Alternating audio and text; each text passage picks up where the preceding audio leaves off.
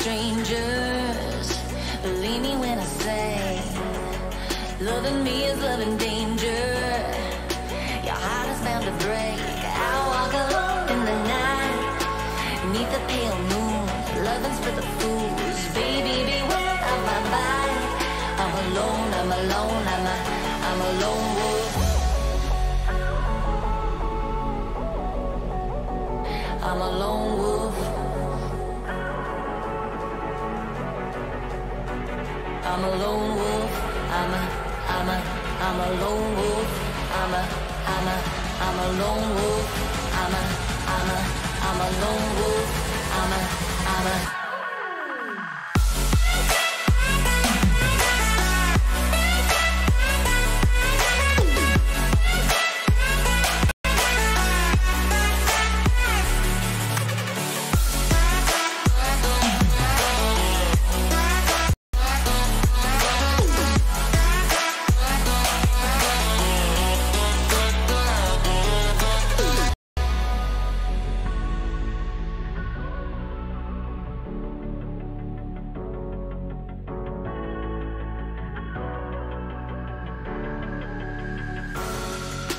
creeping through the shadows and the corners of your mind.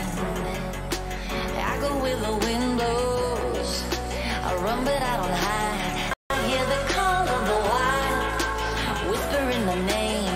No, I can't be tamed. My heart belongs to the night. I'm alone, I'm alone, I'm a lone wolf. I'm a lone wolf. I'm a lone wolf. I'm a lone wolf. I'm a lone wolf. I'm a lone wolf. I'm a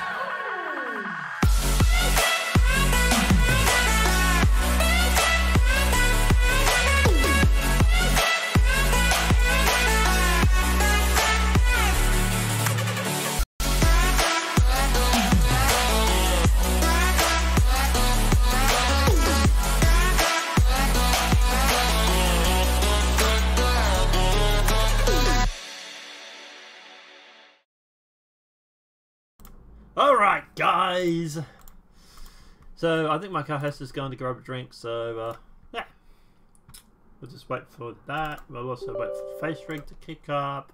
We're a little early today, we're a little on the ball, mainly because, well, we want to get this over and done with so we can go through and get on with the rest of our lives, so to speak.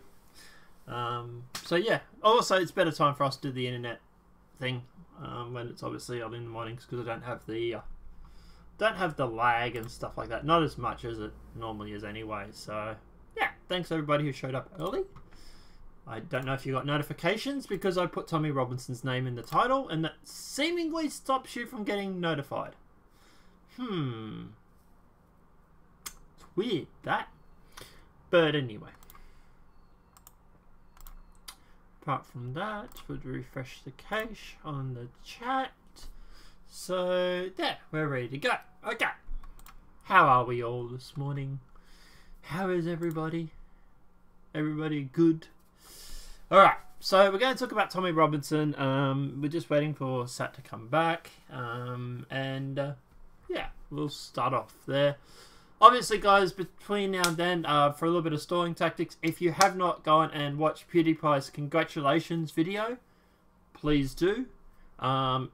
His video, congratulations, absolutely, it just fucking goes off. Also, if you haven't subscribed to PewDiePie, please go and do that, because we do need him to keep beating T-Series, and he has retaken the lead, and at the moment, I think was 370,000 plus in the head. So yeah, good on Pewds, go Pewds, fully support you, man, and hopefully you'll keep winning, because, well, it's a corporation and we can't have them winning over you, can we? So absolutely not. Oh, you're back. So I was planning on doing something when Pewds got close to being losing, but he's so far ahead at the moment, I'm going to defer it. We'll do it on the second time he gets defeated. Yeah, well.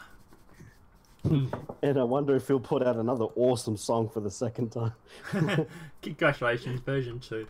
Alright. So obviously, guys, as you can tell, co-host is here, I am here, topics are here, and let's just kick this off because it's going to be a bit of a black pilling / red pilling day, but let's get into it. Oh, roller coaster. Yeah, it's going to be a roller coaster of emotions, so hopefully my internet holds up, hopefully our emotions hold up, and then we can go and play some Imperium or Star Citizen or whatever it is we want to do. So let's jump into it. So, blackpilling. YouTube restricts Tommy Robinson's channel. BBC seems to be gloating about this, but YouTube has placed more restrictions around the video channel of English Defence League founder Tommy Robinson, which, by the way, he has gone through and later disavowed and had nothing to do with since, what, 10, 15 years now? They just like poisoning the well, don't they? You know, YouTube has placed more restrictions on video of channel of English. Why do you have to bring up the EDL? It's old news. Everybody knows he's a part of. He founded the EDL. Everybody knows the EDL back then was completely different than it is now, and it was originally raised to fight the censorship and the Islamification of his country. It wasn't like it was these days. So why do they keep having to... Oh, wait, it's like they're poisoning the well. But anyway, clips are uploaded by Mr. Roberson have been removed from search results, and he is blocked from streaming live events via the site. Messages warning that his video may not be appropriate for all viewers will also be played before clips. YouTube had already in January decided to suspend adverts on Mr. Roberson's channel. Nothing Llewellyn about this. It imposed a further restriction after talking to extended experts. Really? Which experts? Academic researchers about the types of videos shown on the channel, reported BuzzFeed News. I'm going to bring that up, actually, because I want to know what the hell they're talking about. We are applying a tough treatment to Roberson's channel in keeping with our policies on borderline content, they say. BuzzFeed said the steps taken by YouTube would make Mr. Roberson's video undiscoverable unless follows sought them out specifically. It's weird because I don't get notified by any of his videos. I don't see any of his videos coming up in recommended, obviously. And the only time I seem to go to him and find him is when I go to his channel. I don't even know if they come up in under subscriptions anymore. This is absolutely insane. You have the wrong opinion. So what are we going to do? Well, we're going to go through and we're going to make it so that you can't be found. It's not crimes. I'll just point out that YouTube apparently has the ability to, like in their system, they have the technical tools to apply these kinds of things to a channel. They developed the code to do this to him. Yeah. That's crazy too. Yeah, not only did they actually want to incorporate it, but also that they've actually gone through and spent money incorporating it. Like, this is like, we were having that debate a couple of weeks ago, 2 weeks ago, about the EU, and you were saying that the EU wouldn't go through and spend money, or tech companies wouldn't go through and spend money trying to censor the internet. And my argument was they're already doing it with their filters and algorithms. This is what I was talking about. This sort of stuff. But, yeah.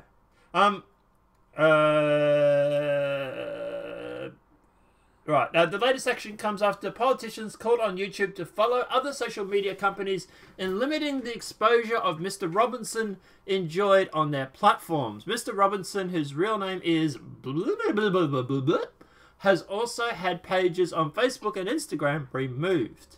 I'm not interested in doxing someone, and I find it really weird that the BBC gets every opportunity they can to plaster his name all over the internet. Like, why are you mentioning his real name, BBC? Is it that you're hoping that someone will go and do something? Are you hoping that he will get attacked by Islamists? Or just random people on the street? Why do you keep mentioning his real name? He has a wife and 2 daughters, correct? He has kids. I think one's a boy, actually. I think one's a girl. I think it's one he has 2 small children, although they are young. Yeah. 2 small kids and a wife.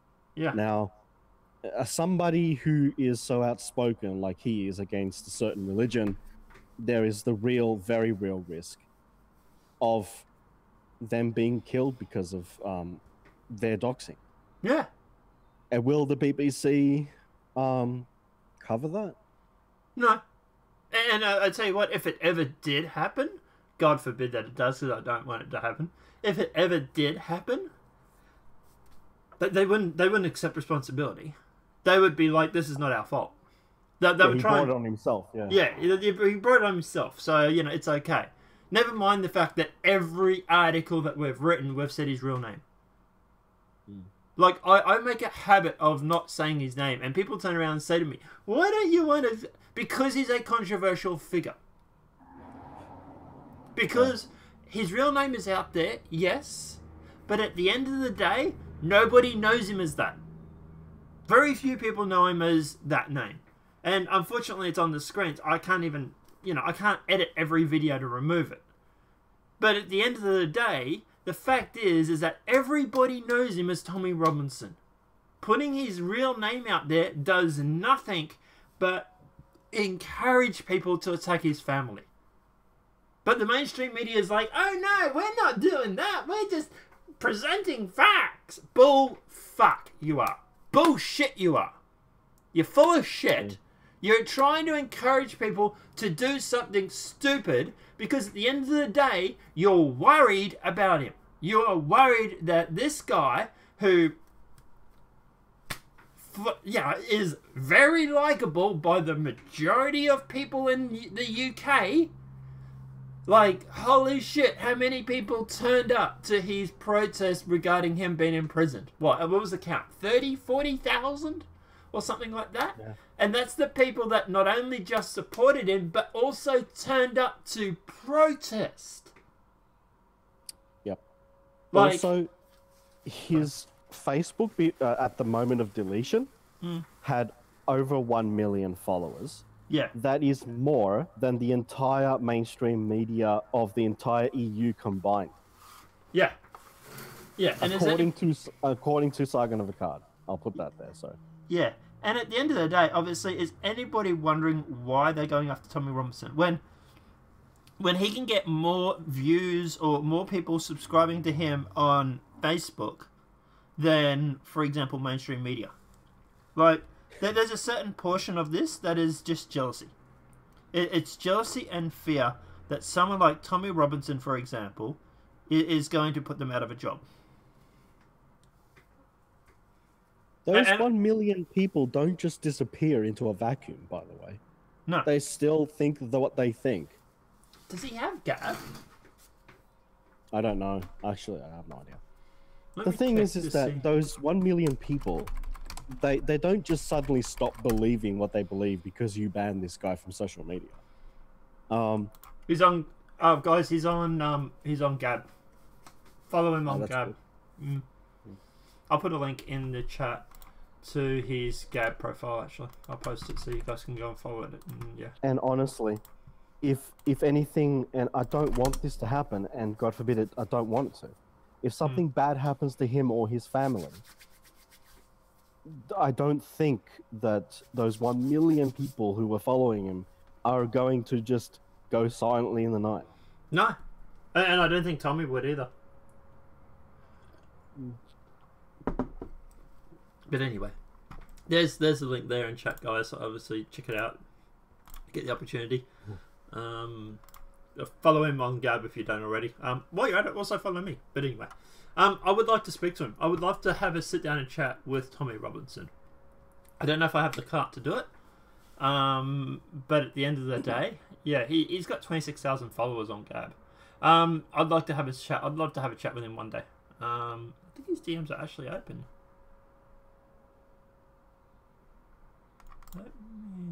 Yeah, they are. I can message him.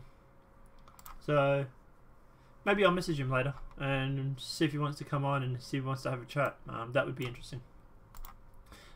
Oh boy, don't expect notifications on that chat, boys. But yeah, and look, at the end of the day, obviously, Independent has gone through. Tommy Robinson's YouTube videos restricted after internet giant refuses to delete channel. Why would they? YouTube has refused. Sorry? They did campaign for that. They were campaigning to YouTube to remove the channel.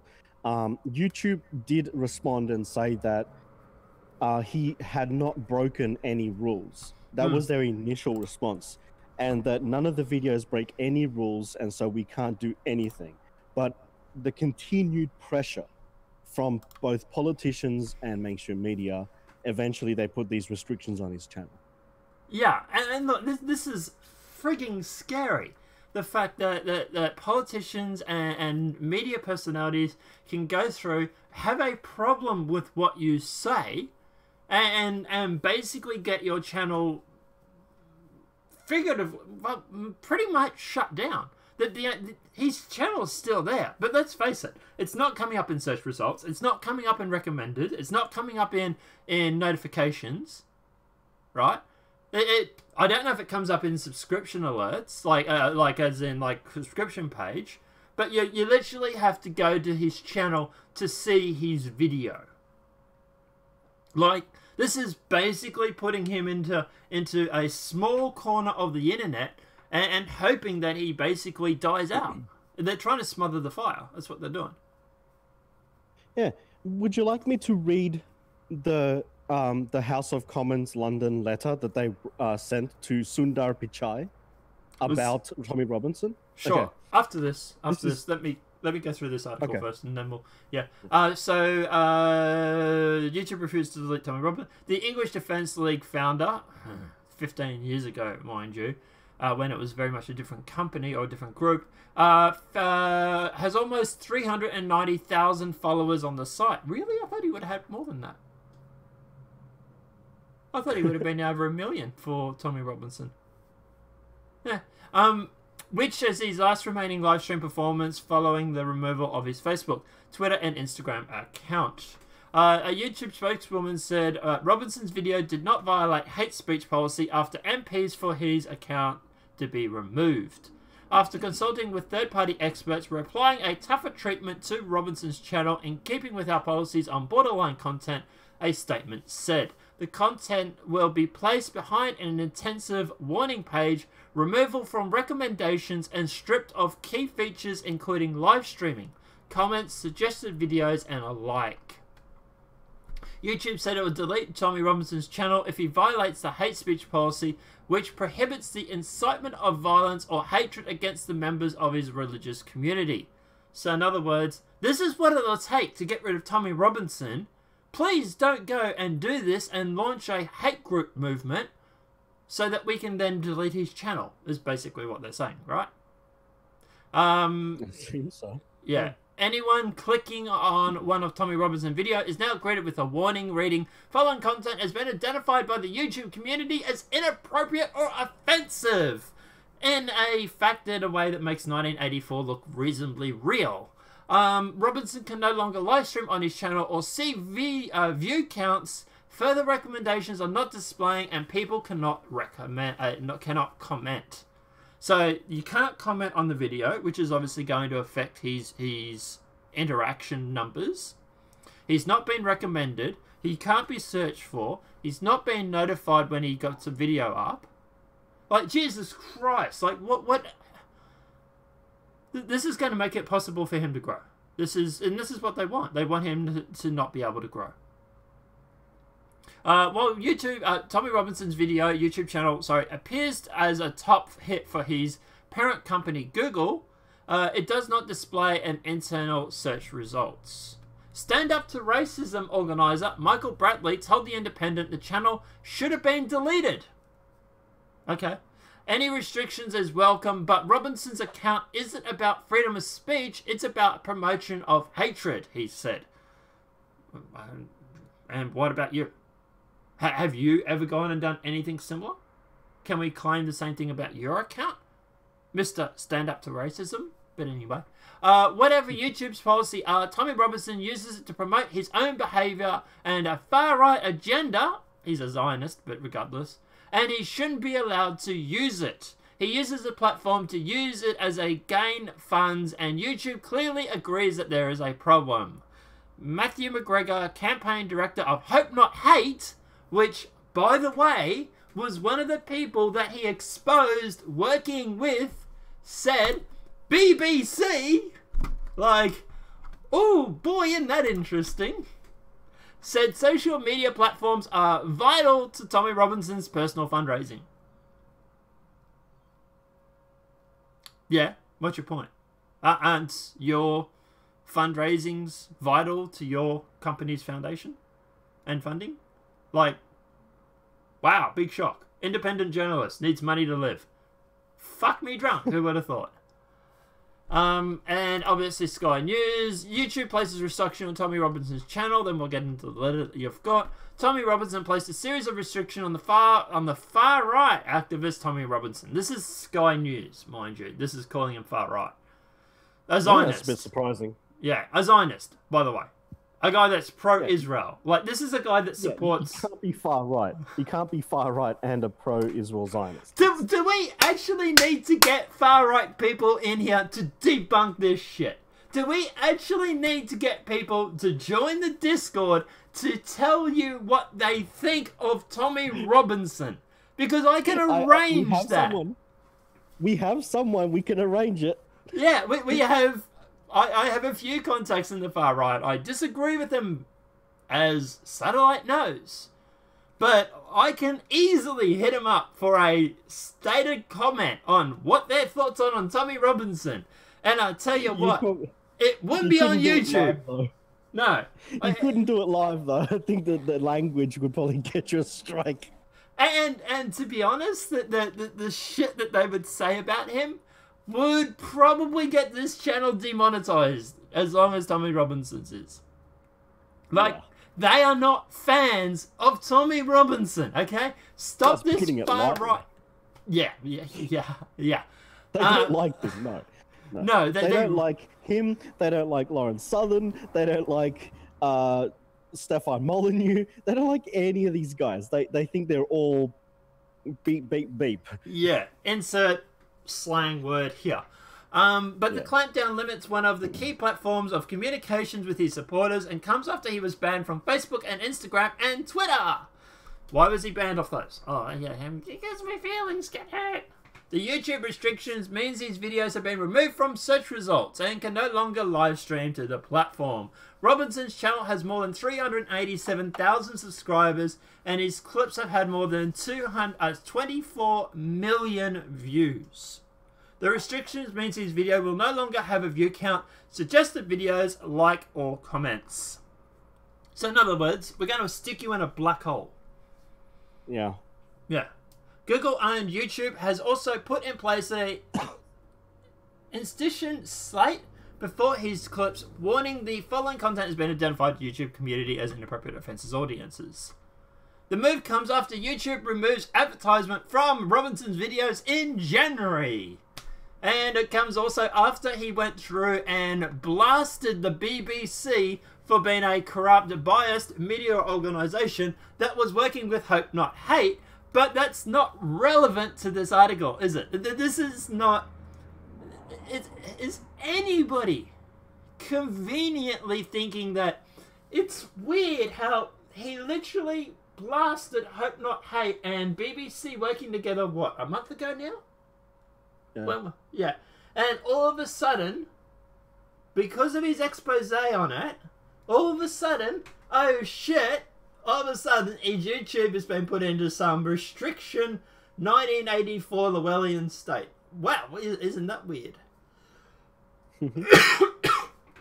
Not convenient, though. If you start thinking it's convenient or it's linked, you're a conspiracy theorist. Yeah, right. In other bullshit news that I don't believe, pigs might fly and elephants have big ears. Well, actually, I think they do have big ears, don't they? But you know what I mean. Oh, they do. Yeah. But look, at the end of the day, Dumbo's not real, okay, people? Elephants can't fly, pigs can't fly, and YouTube is not doing this in a vacuum. YouTube is doing this because of media influences. They've literally said that in previous reports. We've read some of them out. And who did Tommy Robinson recently go after in the media? The BBC and Hope Not Hate. This is a reaction to him publicly exposing them for being a bunch of shills and working together. And this is relating this whole Tony Sweeney, what was that Dick Watts name yeah.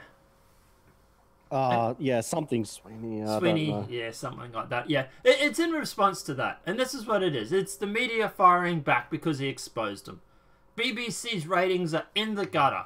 They're literally... It's the same with CNN. CNN's ratings are in the gutter.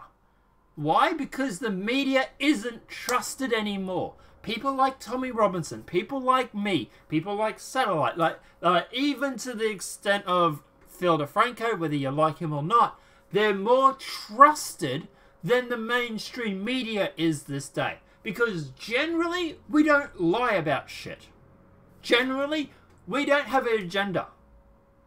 Like these articles here, we've literally covered articles from BBC, from Independent and Sky News. We've covered everything from the far left to the far right, I suppose you want to call Sky News, to even the centre, which is the Independent.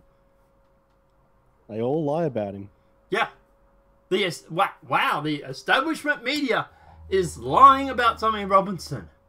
Or trying to poison the well in some cases. Even going through and, like, I find it interesting that Sky News doesn't talk about his real name. I don't think they mentioned... No. No, they did. Sorry, they did mention it. Yeah. Mm. But, like... But why do you keep mentioning his real name? What's the point? What if it's not about, you know, causing, like, who cares? What, are people going to start searching for that now? No, of course they're not. Yeah, the only reason you're mentioning it is because at the end of the day, it can lead attacks to his family. And you're kind of hoping that that pressure would get him to stop. Well, as far as I know, Tommy Robinson's wife is on board with what he's doing. At least for the moment, anyway. So, that's not likely to happen. I believe in one of the videos he actually said to her when he got out of jail, he said, you know, have you had enough of this yet? And she's like, no, keep going, keep doing what you're doing. So, yeah. I don't know. You got a letter. If you want to start reading that out, I just need to turn the light on. His real name is on the letter, I think, 3 times. I don't know if you want to show it. You can show it if you want. I will. Yep. I will gloss over his name as I read it. Yeah, sure, please. Yeah. Yeah. Okay, so it is a letter from Tom Watson MP. I'm going to give his real name because it's right there. Also because because he's a politician, but yeah. And he's a politician. He's of the House of Commons in London. He writes directly to Sundar Pichai, the chief executive of Google, and he says, "Dear Mr. Pichai, I am contacting you regard to the use of your YouTube platform by a violent, racist, Islamophobic campaigner called blah blah blah, better known in the UK and globally as Tommy Robinson. On Tuesday, Facebook and Instagram removed his page, related pages and materials from their platforms for breaching their organized hate policies." These are all claims that are unsubstantiated. However, as is quite clear from the comments threads on stories documenting this decision, blah blah blah supporters are transferring over their virulent hate to YouTube. Okay, if you say so. Blah blah I haven't had. Okay, so just on that.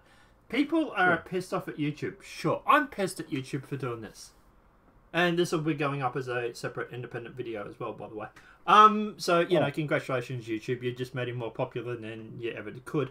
But at the end of the day, I'm pissed at YouTube for doing this. But I'm not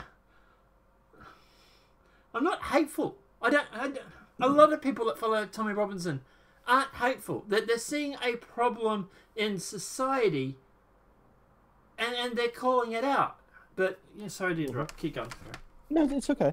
I'll just mention, Sargon has met with Tommy before. Yep. And Sargon has said that Tommy Robinson supporters tend not to be the kind of people that go, hey, across the street. It's more like they just go quietly, hey, man, I support you, blah, blah, blah, and then move on. That's the kind of people. And Sargon has said that those are the kind of supporters you have to worry about because it's those quiet ones that you don't know that support Tommy. So that 1 million people on his Facebook, probably a massive amount of those people, you have no idea that they are actually Tommy supporters. Oh yeah, he has a grassroots movement. Oh, massive grassroots. Yeah, I wouldn't say that needing to worry about it though. I would say it's a good thing. So the letter goes on and says that blah blah had 294,000 subscribers as of Wednesday. Since then, with YouTube, his only remaining platform of global significance, his subs have leaped to 325,000. Oh, poor MP. Recent videos... It's like, for example, it's weird because It's like when you go through and you try and censor someone, that people take more notice of what they're having to say. Yeah, yeah, that's exactly right. By the way, I just searched Tommy Robinson in YouTube, right? Yeah. And I cannot find his channel. Oh. I'll finish this letter and then I'll take a look as well. Yeah. Recent videos he posted have been watched by between 1 and 2 million people. He is also using YouTube to move his supporters over to a website, www.globalaim.co.uk, and encourage him to make donations to keep his movement alive. YouTube's policy on hate speech prohibits content which promotes violence or hatred against individuals. He does not do that. Or groups based on attributes including religion, race, immigration status, or nationality. Many of his videos are clearly in breach of this policy. Well, YouTube actually said that his videos were not. I understand YouTube suspended all adverts on his channel in January, cutting off significant revenue stream. I am now writing to implore you, as a matter of utmost urgency, to follow the lead that has been belatedly set by Facebook and remove forthwith all Tommy Robinson and related pages from your YouTube platform. As in, he is saying ban him. Completely ban him. Yeah. So apparently it's not enough that they put his channel in a completely buggered state. No. As the they want him UK's gone. shadow digital secretary, I have... Oh, so he's the UK's shadow digital secretary. Okay. That's interesting. I have recently been making the argument that the social media companies have failed to regulate hate speech and harm on their platforms. It is clear, as I am sure you are aware, the UK legislators are now moving rapidly towards introducing legal... Oh, that's it. That's okay. That's all I have. Oh shit. Oops. Is it pay to? Here we go. I found the second page. Regulatory powers to deal with those who seek to use the garb of freedom of speech to instead preach violent hate with the aim of damaging and undermining our society. The public interest is demanding, no they're not, an end to the laissez-faire approach to regulation. Not just in the UK but globally. However, that should not mean that the social media firms avoid their responsibilities in the meantime to take action where it is clearly and vigorously required. I would ask that you immediately close down all of blah blah's sites on YouTube before the virus of his views grooms countless more followers via your platform. I should also inform you, as a matter of politeness, that I will be releasing this letter to the media. I look forward to hearing from you. Yours sincerely, Tom Watson, MP. In other words, we're releasing this letter so that you have to act. You have to do what we say. Just on the screen, guys, you go through and you can see I've typed Tommy Robinson as the search result. And there's Tommy Robinson live stream channel, which I don't even think is legit. There's Tommy Robinson that has 169 subscribers, which is not legit. There's the Rebel Media video website. There's Tommy Robinson old EDL channel, which I don't think is legit, but anyway. Tommy Robinson, which has 2,068 subscribers, which is not legit. But there's nowhere here that Tommy Robinson's real channel is actually showing up. It's a whole bunch of fake channels. So they did say they removed him from search, right? So Yeah. you probably can't search it on the channel. Well, that was silly of me. I can't use Google to search his channel, duh. I'll try DuckDuckGo. Yeah, I don't even know if I could use DuckDuckGo to actually go through and search for it. So, how am I supposed to find his videos? Well, you can't. No, Not without a direct link. Yeah. So that's yeah. I found that, yeah. If you go to DuckDuckGo and you search Tommy Robinson, the first thing is a direct link to his main front of his channel, which now has 390,355 subscribers. So I've used DuckDuckGo. First thing comes up is his Wikipedia, BBC, the Independent, Tommy Robinson YouTube. Oh, okay. Well, for me, it came up straight. At the top for me, it's recent news, and then it's his channel right under that, above the Wikipedia. You don't see that? Yeah, I've got it now. Yep. Okay. So here is his channel here, guys. This is what it actually looks like. And just for shits and giggles, the real link is in that chat and will be in the description below. So please feel free to go and subscribe to Tommy Robinson's channel, because at the moment he has 390,000 subscribers. I was subscribed to him. I just had to subscribe again and click the bell. I don't know what happened. Yeah, I'm actually subscribed to him on my account, but because I'm not logged in on this screen, it doesn't show me as being subscribed. But no, I'm subscribed, notified. Last video of his was... So they unsubscribed me. Oh, wow. At some point they did. Not surprised. Yeah. So guys, the same as what I get too. He's got a link to his Facebook account still, which is not available. Kind of annoying that you can't just go to his channel. Like, now that I've resubscribed. Now what I'm going to do is go to my subscriptions page and see if he's actually in my main channel list of subscriptions. See if he shows there. ST. When I go to his website, TommyRobinson.online, I get a warning saying your connection is not private. Attackers may be trying to steal your information from Tommy Robinson online, for example. Passwords. They've probably put a man in the middle certificate attack on there to track people's gone to the site then. Yeah, so that HTTPS is doing its job by telling you there's a problem. Yeah, I'm not surprised they're messing with the site. So load it up from a VPN? I don't know. Yeah, probably don't go to this page then. Well, that's what they want, isn't it? Yeah, exactly. He does come up in your channel list of subscriptions if you go there, so you can still go to his channel manually. Cool.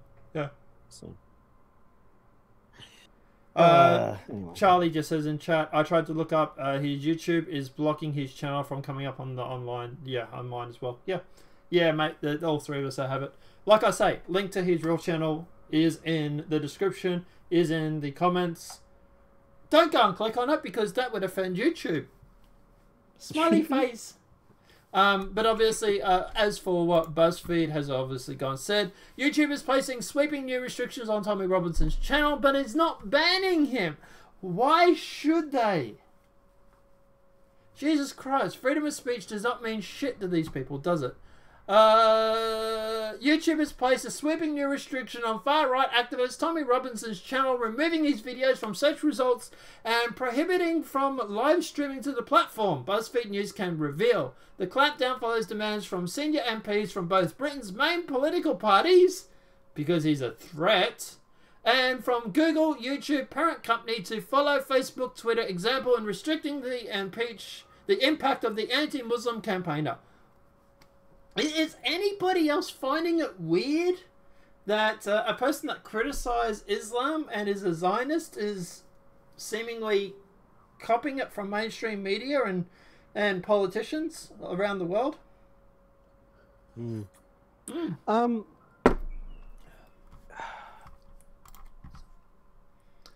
not like the New Zealand Prime Minister has been caught recently cucking to a certain religion. Sorry. Don't know why I just said that. So sore throat. Quick message on the Discord, General. I'm just asking a question. Yeah, man, go for it. That's not all right. We did a quick little search earlier because I was extremely surprised that Silicon Valley would have such a massive problem with this guy because he's pro-Israel. And then Nonpartisan was actually not surprised, and I thought it was strange, and we talked about it. And then I went and did a quick little Google search and found that actually I wasn't quite aware of this, and I'm no longer so surprised. There is billions of dollars going from Saudi Arabia to a bank that is then funding Silicon Valley. It's not just Silicon Valley either. I imagine if we go through and we looked at this money funding these organizations and whatnot would also be going to politicians. That would be that would not surprise me a single. I'd have to check that out, and if it doesn't check out, I'll be very surprised. In fact, but yeah, I would say that people on both the left and right side of politics, and I use those terms very loosely because in the UK and Australia we seem to have two left side governments. But regardless, we have a far left and we have a left. It's like having cancer or AIDS. What would you prefer? But regardless. But like I say, yeah, I'd imagine a lot of these banks that deal with Saudi money actually been funding also political parties too. It's like the alt-right may be wrong about who runs the world. Yeah. I dropped the link to the Recode article if you actually want to go further into it right now. Otherwise, we can move on to the next topic. No, let's talk about this because it is all linked and it is very important. And I don't think it should be strike-worthy. I doubt it. It's news, right? It's just news. We're just covering news. We're just going to stay away from our personal opinions on said news. But anyway, keep going. Well, I mean, you know, it was just interesting in this article. Do you want to read it or me? Yeah, I can if you want. So, why Silicon Valley investors can't quit Saudi money. So, it's not just startups that thrive on Saudi money. Cash, it's venture capitalists too. Silicon Valley is beginning to question its ties with Saudi Arabia, but there are many skeptics these days who privately question whether the relationship will actually change once the news of the day moves away from the Middle East. Why? Because in addition to Saudi giving billions of dollars directly to startups, there are also investors or limited partners in a number of elite venture capitalist funds that do their own deals. Those relationships don't untangle easy and are usually legally required to be kept secret. Why are you legally requiring to keep them secret? That's what I want to know. I thought was concerning. Yeah. Hey, we might have ties to Saudi Arabia, but shh, it might be illegal. The Saudis' marquee investment conference this week had been beleaguered after brutal killing of Saudi dissident journalist Jamal Khashoggi. But some American finance companies still came to Riyadh from establishment. Riyadh, I think. Riyadh, yeah, that'd be right. Yeah, from establishment investors like Jim Byron and budding investors like Outbust Uber CEO Travis Kalanick, who was spotted in the city at the time of the conference by a source. He was just happened to be on a holiday. He wasn't there for the conference, people. Don't be silly. It just happened to be good timing. Yeah, just, you know, flight just got deferred, for example. There's a sense that Saudi Arabia will remain a big player in Silicon Valley finances once the news cycle moves on to something else. People have to pull out of the conference for optics. Not because they want to, but because of the optics. But they can basically accept the capital and say, oh, well, I'll let you be an investor, but you can't tell anyone. Nothing shady as fuck going on here at all. He said one person is talking to the Saudi footprint in Silicon Valley. It basically means that everything is more discreet and under the sheets. Okay. But anyway, which is the most public Saudis remain Sovereign Wealth Fund, the public investment fund which spends $45 billion to back startups globally through the SoftBank Version Fund, is the biggest Saudi investment in Silicon Valley by far. But focusing solely on SoftBank misses the totality of Saudi's under-the-radar investments that still come from the same oil money machine. The Saudis' exposure to venture capital has not historically been vast, but is growing rapidly. There are a lot of different wealth Saudi investment firms. It's not simply the Saudis. And it keeps going on. And does it tell you? Like, it's a pretty long article here.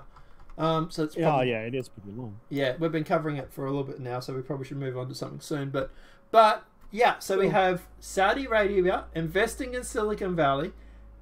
Tommy Robinson, who is anti-Muslim, if you want to say that. So you have these two sides of the debate, and all of a sudden, the tech companies who receive the money from Saudi Arabia, who have a direct opinion that's contrary to Tommy Robinson, are now silencing him. Yeah. And you have also the government machine of Europe also going after him. Yes. There's no link to Saudi money in this at all, and if you think there is, you're a conspiracy theorist. My last probably big thought on this before I guess I'll be done is my concern is that it has been said for such a long time that it's not them that control social media. Like it's not Israel that controls the media and all this. I mean, everyone continues to say that it's Israel that controls the media or is in the media and the banks and the money. But it's been obvious over the recent months and possibly years, and also nonpartisan also pointing it out too, that I have started to see as well. And credit to you for that. You keep pushing back on it, and I look into it. That obviously I'm starting to realize that there's billions and billions of dollars going into Silicon Valley from a different source. And then it starts to make a little more sense, because you see that if you get woke, you go broke.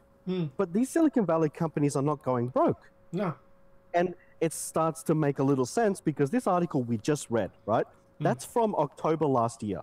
Yeah. These companies have been losing money hand over fist, and yet somehow they're still managing to stay afloat. They're not slowing down. No. And this is probably how they're making enough money to keep going and expand. And this is worrying, very worrying. If I ever do my own YouTube platform idea that I've toyed around with, and I was actually speaking to Leaf about it a few days ago, and he was actually on board with it too. But if I ever start doing that and I start getting investors, if any money comes from either side, you have full disclosure to slap me as hard as you want. Okay. Yeah. I will. I probably would too. Yeah, you would. Yeah, you probably would. Yeah. But at the end of the day, and this, look, obviously, look, companies invest in startups, companies invest in capital. We're not saying it's a bad thing. We're just simply saying that there is a certain push in social media companies to do some things that seemingly might align with certain billion-dollar investors. Is that a good way of putting it without getting a copyright strike? That seems like a good way of putting it, yeah. Or a channel strike, but yeah. But look, at the end of the day, and look, I really wish the alt-right would stop with this narrative they keep trying to push. Because we should actually have a decent talk about this one day, because there's a lot of shit that the alt-right has gotten wrong. And like I say, I disagree with the alt-right. I've publicly debated the alt-right. Hell, I did it on fucking what's his name's channel when he had it up and running. That morning show, Kumite. I debated an alt-right guy on the Kumite. I've publicly debated fucking Leaf in Discord, and I've debated Frank and even Bomb and all these sort of guys. But I suppose the media will call me alt-right when they get a chance. They'll get around to it one day. But anyway, guys, let me know what your thoughts are in the comment section below. What is your thoughts on Tommy Robinson's YouTube being restricted? Do you think that this is a load of crap? Do you think at the end of the day that this is them following the money and being influenced by financial gains? Do you think at the end of the day they're trying to push an agenda to shut down Tommy Robinson? Would you like me to get Tommy Robinson on the channel? Please say yes to that one, because I'd love to have an interview with him. But yeah, let me know what your thoughts are in the comment section below. Apart from that, guys, obviously this video has been helpful. Please smack that like button. If you're new to the channel, welcome and subscribe. Apart from that, guys, we will see you in the next demonetized video. Or if you're going to hang around, we'll keep seeing you for the rest of the news. But have a great day, and we'll see you soon. Alright guys, so I wanted to do that outro because I'm going to upload that as a separate video, so don't worry, we're not going anywhere just yet. We're still going to be here. Yeah. I was about to quickly say that. Look, you don't have to go yet. Yeah, we're still here. Yeah, we just wanted to record that outro. And... yeah. So we'll do the rest of the news now. Alright, because yeah, I want to put that up as a separate video because I think it deserves more traction than it will actually get. Yeah.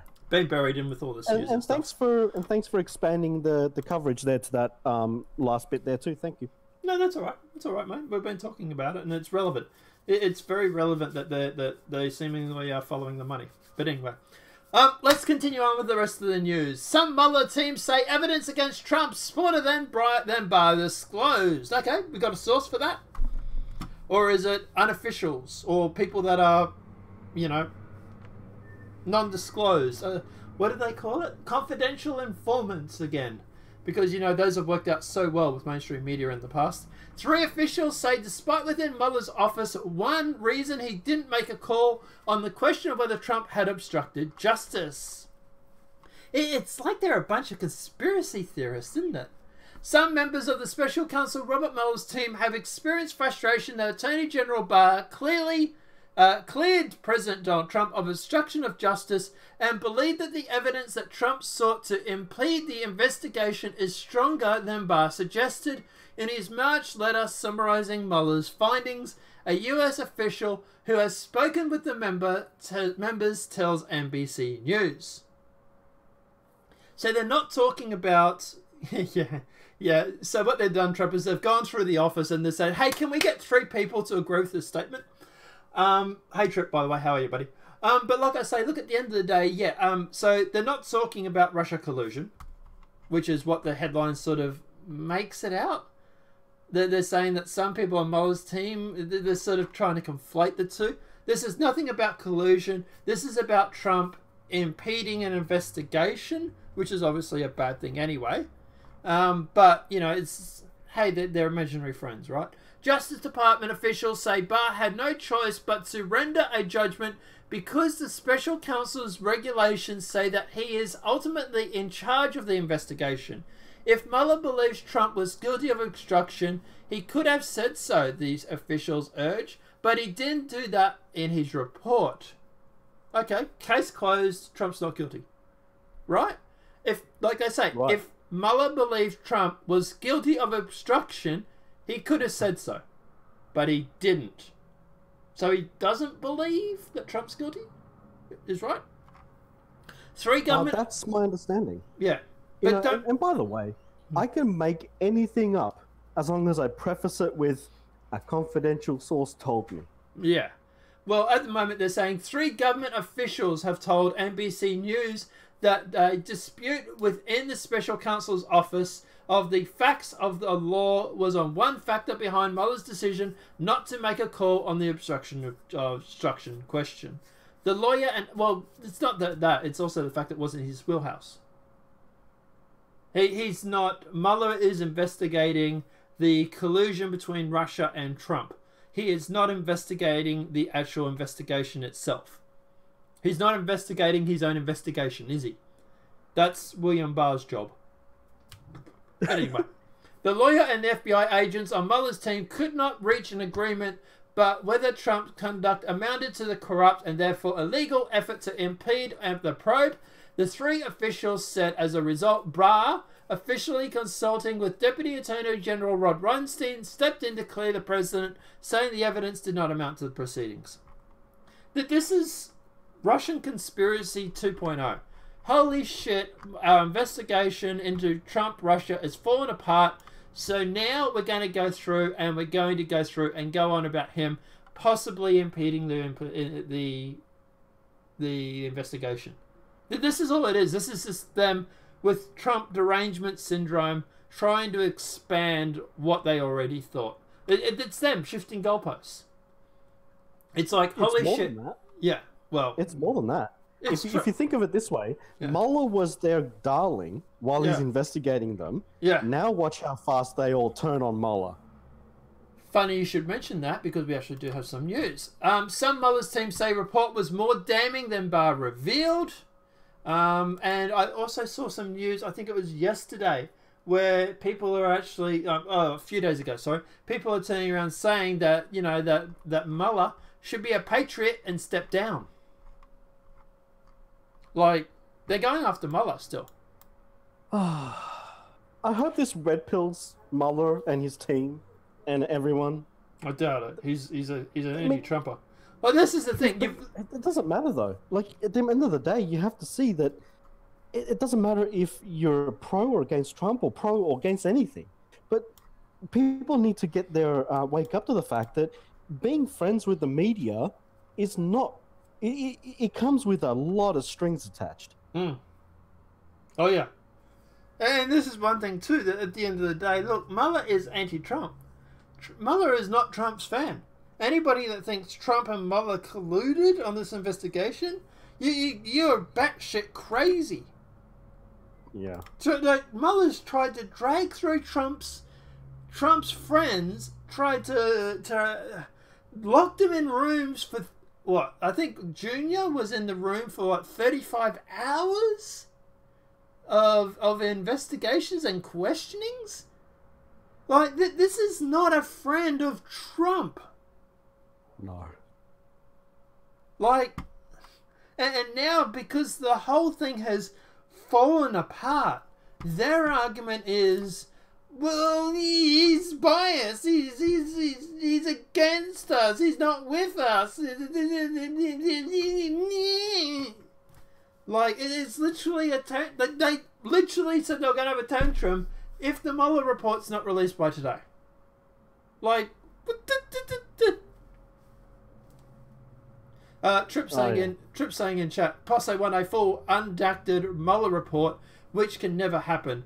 They will say Barr is hiding something. Yeah, of course, they're going to shift the goalposts on that one too, don't worry. Oh, and yeah, if they don't release it today, unredacted, apparently that big protest pushed by, what's her name? The crazy girl.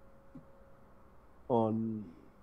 Which one? Rachel Maddow. Rachel Maddow. Oh, yeah, yeah, Rachel Maddow is headlining a huge protest across the whole country. Now, when she's doing it for ratings. That's all she's doing. Oh, yeah. In my opinion. I mean, what she's doing is dangerous. Hmm. Okay, and she's using a cable news platform to headline protests. Hmm. That is insane. Hmm. Yeah, it is. It really is. And look, yeah, and I wouldn't be surprised if AOC and those sort of left wingers turned up as well and were there speaking as well. But look, at the end of the day, yeah. As for this is CNN, literally claiming we're nonpartisan. Yeah, right. But at the end of the day, but then also using their platform to push a protest against a sitting president. Oh yeah. Because they have Trump derangement syndrome. The enemy of the people. Yeah. Trump is right when he calls them that. The media at the moment has gone through and is more divisive than anything that Trump has ever said. They're the ones that are dividing America, not Trump. If you want to make the argument Trump's been dividing America, okay, let's talk about you, because you've been a lot worse at this than he has. CNN's going on about their race baiting, but the Young Turks race baiting their asses off all the time. Like, when does the media sit there and say, look, okay, say you're right. Say Trump is as bad as what you say, hypothetically. When are you going to look at yourself? When are you going to sit there and look at yourself and say, shit, Trump might be bad, but what we're doing is insane compared to that? But probably never. I don't recall Trump ever standing in front of the podium on live TV and inciting nationwide protests. No. If a president did that, I'd be the first person to stand up and go, impeach, remove now, because that's Hitler, right?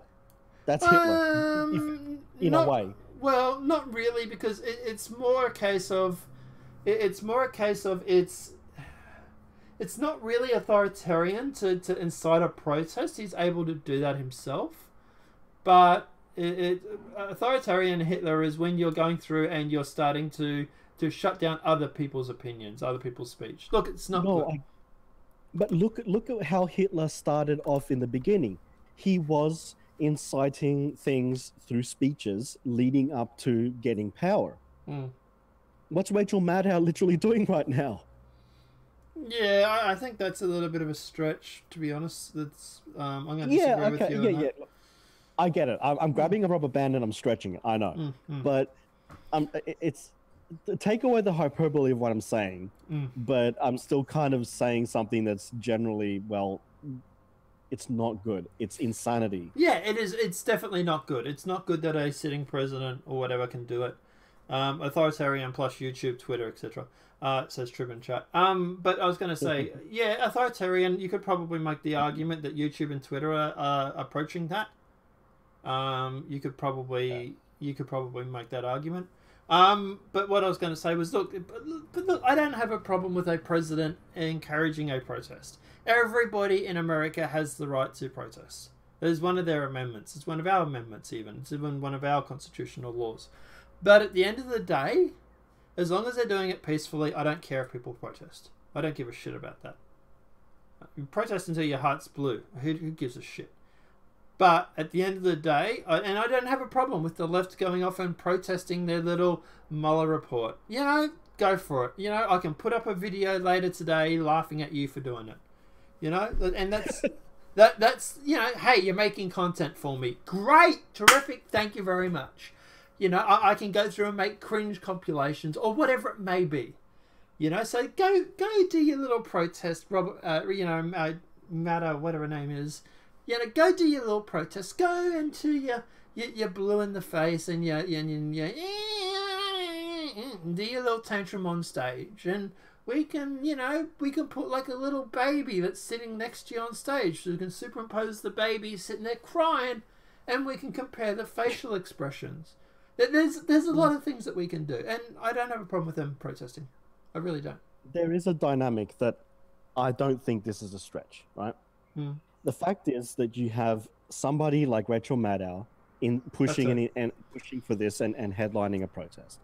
But we also know that behind closed doors, the organizations on the left that will organize and go out and do these protests, behind closed doors, they do talk about, by any means necessary, Black Lives Matter, Antifa, they do promote violence behind their closed doors.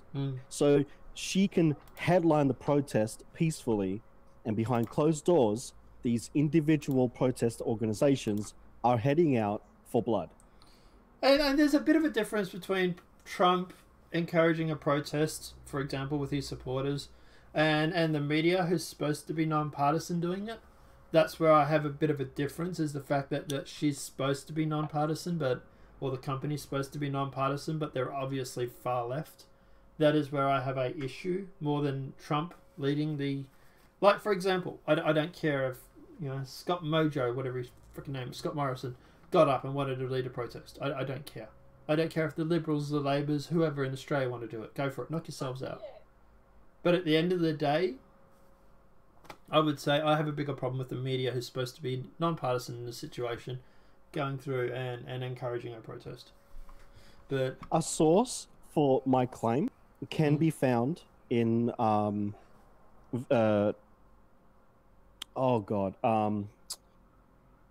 wow, I had the word in my head just then. It starts with V. The channel that they go undercover. Oh, Veritas, and also wow, what just happened to my brain? I burnt out. You need to play with more Space Sim games. Yeah. And it's the other guy who does when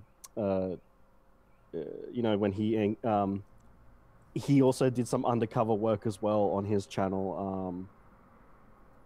I've lost the name. It's the guy. It's the comedian guy. I don't know. Don't know who you're talking about. Yeah, it's the comedian guy who does. Anyway, moving along. Yeah, keep going. Moving on. Yeah. But anyway, yeah. So like I say, look, at the end of the day, look, obviously, regards to this, I don't think there's going to be anything in this Mueller report that's going to be damning. I think the left are going to lose their shit once again once that happens. But you know, hey, we'll see. We'll see. You know, let me know what your thoughts are in the comment section below. Do you reckon there's going to be more to this Mueller report? Or do you think at the end of the day this is going to be a great big nothing burger like it was originally? Stephen Crowder, Tripper saying. Is that who you're talking about? That's it. Yeah, Stephen Crowder. That's it. Yep. Yeah, he does a little bit of undercover work. He's not who I would think. He did an undercover into Antifa, I believe it was. Yes, he did. They had knives and stuff, yeah. Yeah, but that's not racial matter. That's... Yeah. I know, but my claim was that you have the mainstream media that just does the peaceful side, and then these actual protesters actually do promote violence behind the scenes. But you can't hold them responsible for what some nutjobs do in the left. I realise. I know. Because it does feel like a conspiracy sometimes. That's all. Yeah, maybe. Because let me know what your thoughts are in the comment section below. So I'm going to upload that as a separate video as well. So let's jump into the rest of the news. White nationalists adopt clowns as their next racist symbol. Yes, seriously, this is from Right Wing Watch. So let's have a laugh and let's have a joke. And let's do a honk honk. Online personalities and far-right and white nationalist circles are attempting to attribute racism and anti-Semitism to an image of a cartoon of Pepe the Frog depicted poorly drawn as a clown, and the effort has gained notable traction in recent months.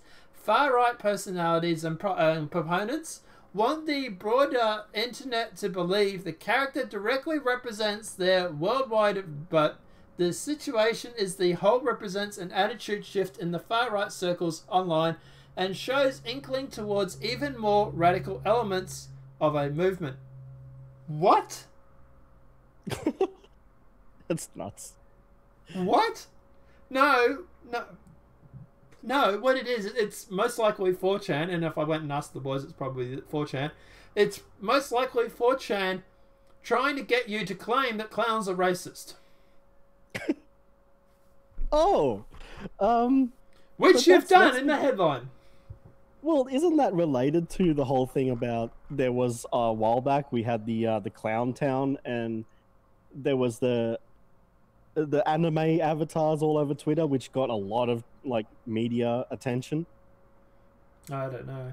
I mean, feminists on Twitter are constantly always complaining about these these anime avatar style people all over Twitter that just constantly are racist and bigots and stuff. I have seen that. I've seen that. So, I find this whole article is just laughable, to be honest. I'm mostly talking about this article to laugh at it. It's so stupid. But clowns wear white face. That's a good point, actually. The clowns render Pepe the Frog, which Know Your Meme researchers have identified as being as honk honk or honkler, being spread across the internet last year. In recent months, the meme has gained a foothold in the far right and is bleeding into racist propaganda. Pepe the Frog, originally from a comic series, The Boys Club, who co-opted by an integration of white nationalist movement that emerged in 2015 and dubbed itself alt-right. The term created as a part of a strategy to obscure and racism and anti-Semitism of the movement in hopes of making its agenda more palatable among conservatives. What? No. People went through and corrupted Pepe the Frog because they thought it was funny that you would go through and claim that a frog is racist. And also, I think it also has to do with the whole him going through Keck, all that sort of stuff. The underworld, all that sort of stuff. There's a whole lore to it, really. And yeah, that's what I was talking about. The underground memes is generally you have Pepe, Keck, the clowns, the animes. There's a whole bunch of them. I was personally entangled around the anime thing and the clown thing. So. Over a year ago now, and dude, it was bloody hilarious. One of the discords that I was in was literally called "Hold Your Chair," the Night of the Long Balloons. Oh my god! I hadn't even heard about this until today. I don't know how I missed out on all this sort of stuff.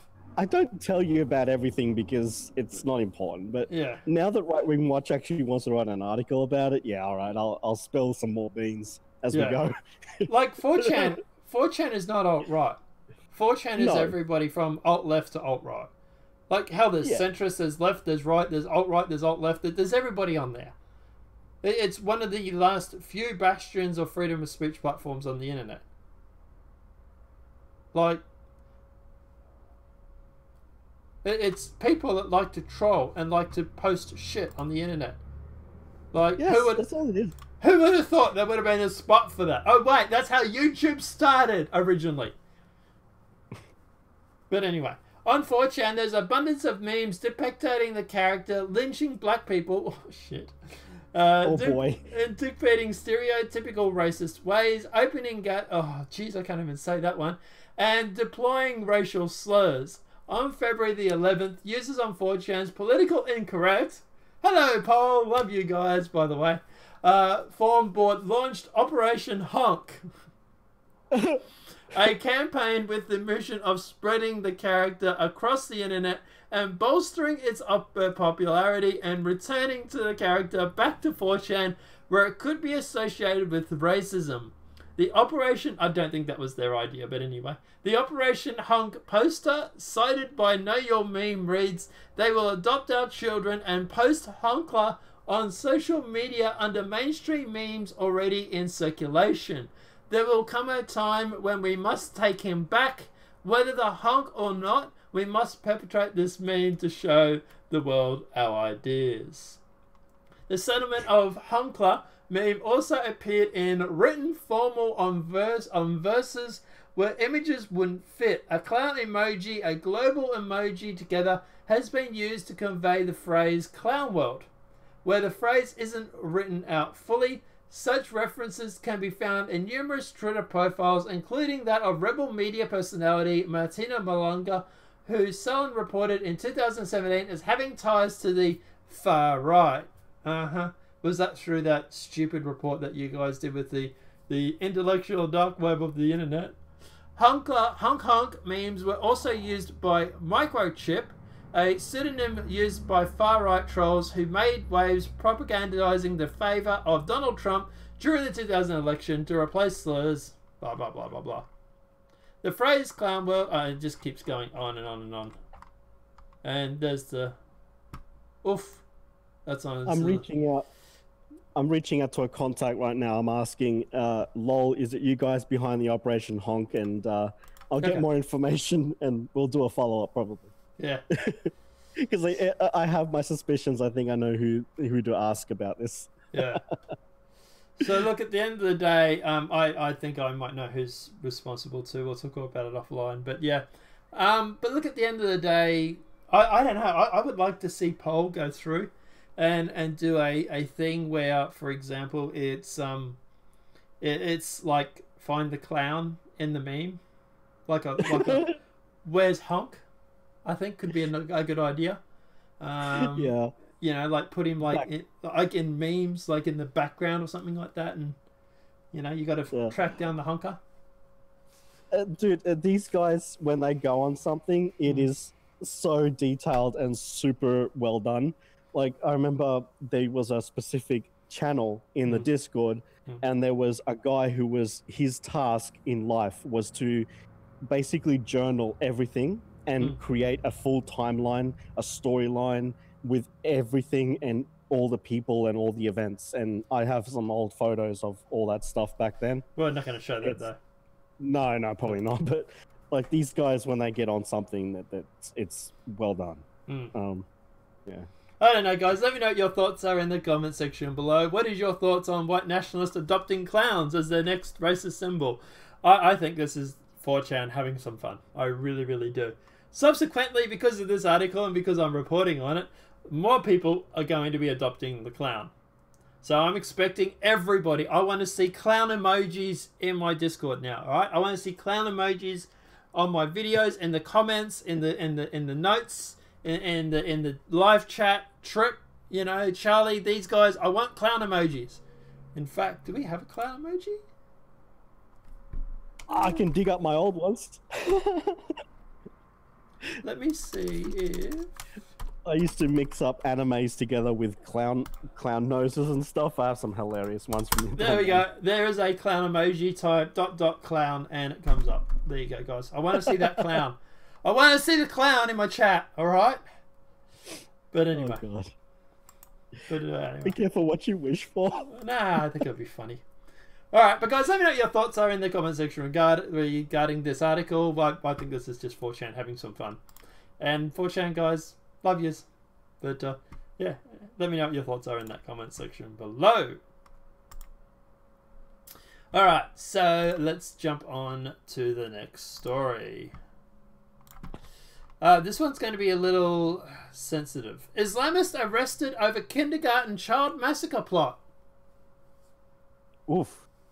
See, Trip got it. No, Trip, you posted Santa. Okay, that's. We want clowns, not Santa. No. I think there was a Santa-related meme too. Oh, was it? I think so. Oh. Yeah, I'll check on it. I'll check on it. Okay, all right, no worries. I'll jump into this article, while we still have a YouTube channel. So two Islamic extremists have been arrested by police in Paris after allegedly plotting to massacre a kindergarten full of children. It's a religion of peace, people. Two men, both 20-year-olds, were arrested on March 25th in a Stenay-Marine, with the Paris prosecutor charging them over the plot to kill children and police officers. Broadcaster RTL reports. One of the men involved is said to have been known to the General Directorate of Homeland Security. Oh, really? Interesting. Why is he still in your country? France's Internal Intelligence Agency. The man who investigators considered the mastermind of the plot admitted after his arrest that he wanted to enter the kindergarten, attack the children, and then take some hostages until police arrived, at which point he would attempt to kill police officers. The suspect also spoke highly of terrorist Mohammed Maria, the Islamic extremist who was behind the Toulouse and Moulin shootings that targeted French soldiers along with teachers and children at the Jewish schools in 2012. Sources close to the investigators told the RTL that the chief suspect in the plot has very strong Really? Let's start that again. Source close to the investigations told RTL that the chief suspect in the plot has very strong psychiatric instabilities.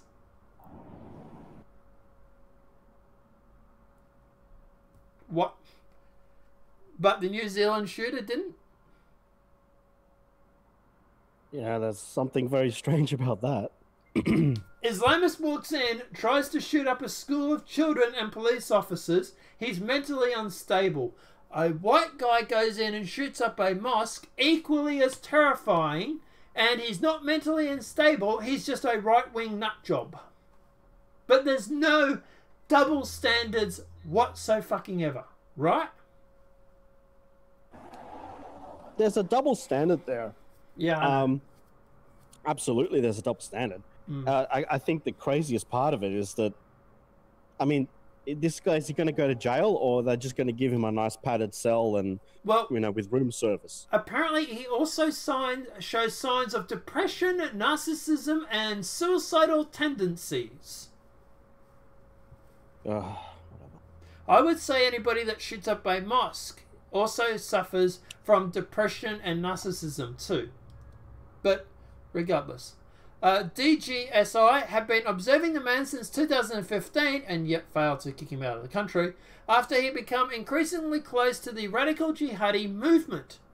Well, at least you're admitting there's a problem with jihadi movement, I suppose, isn't it?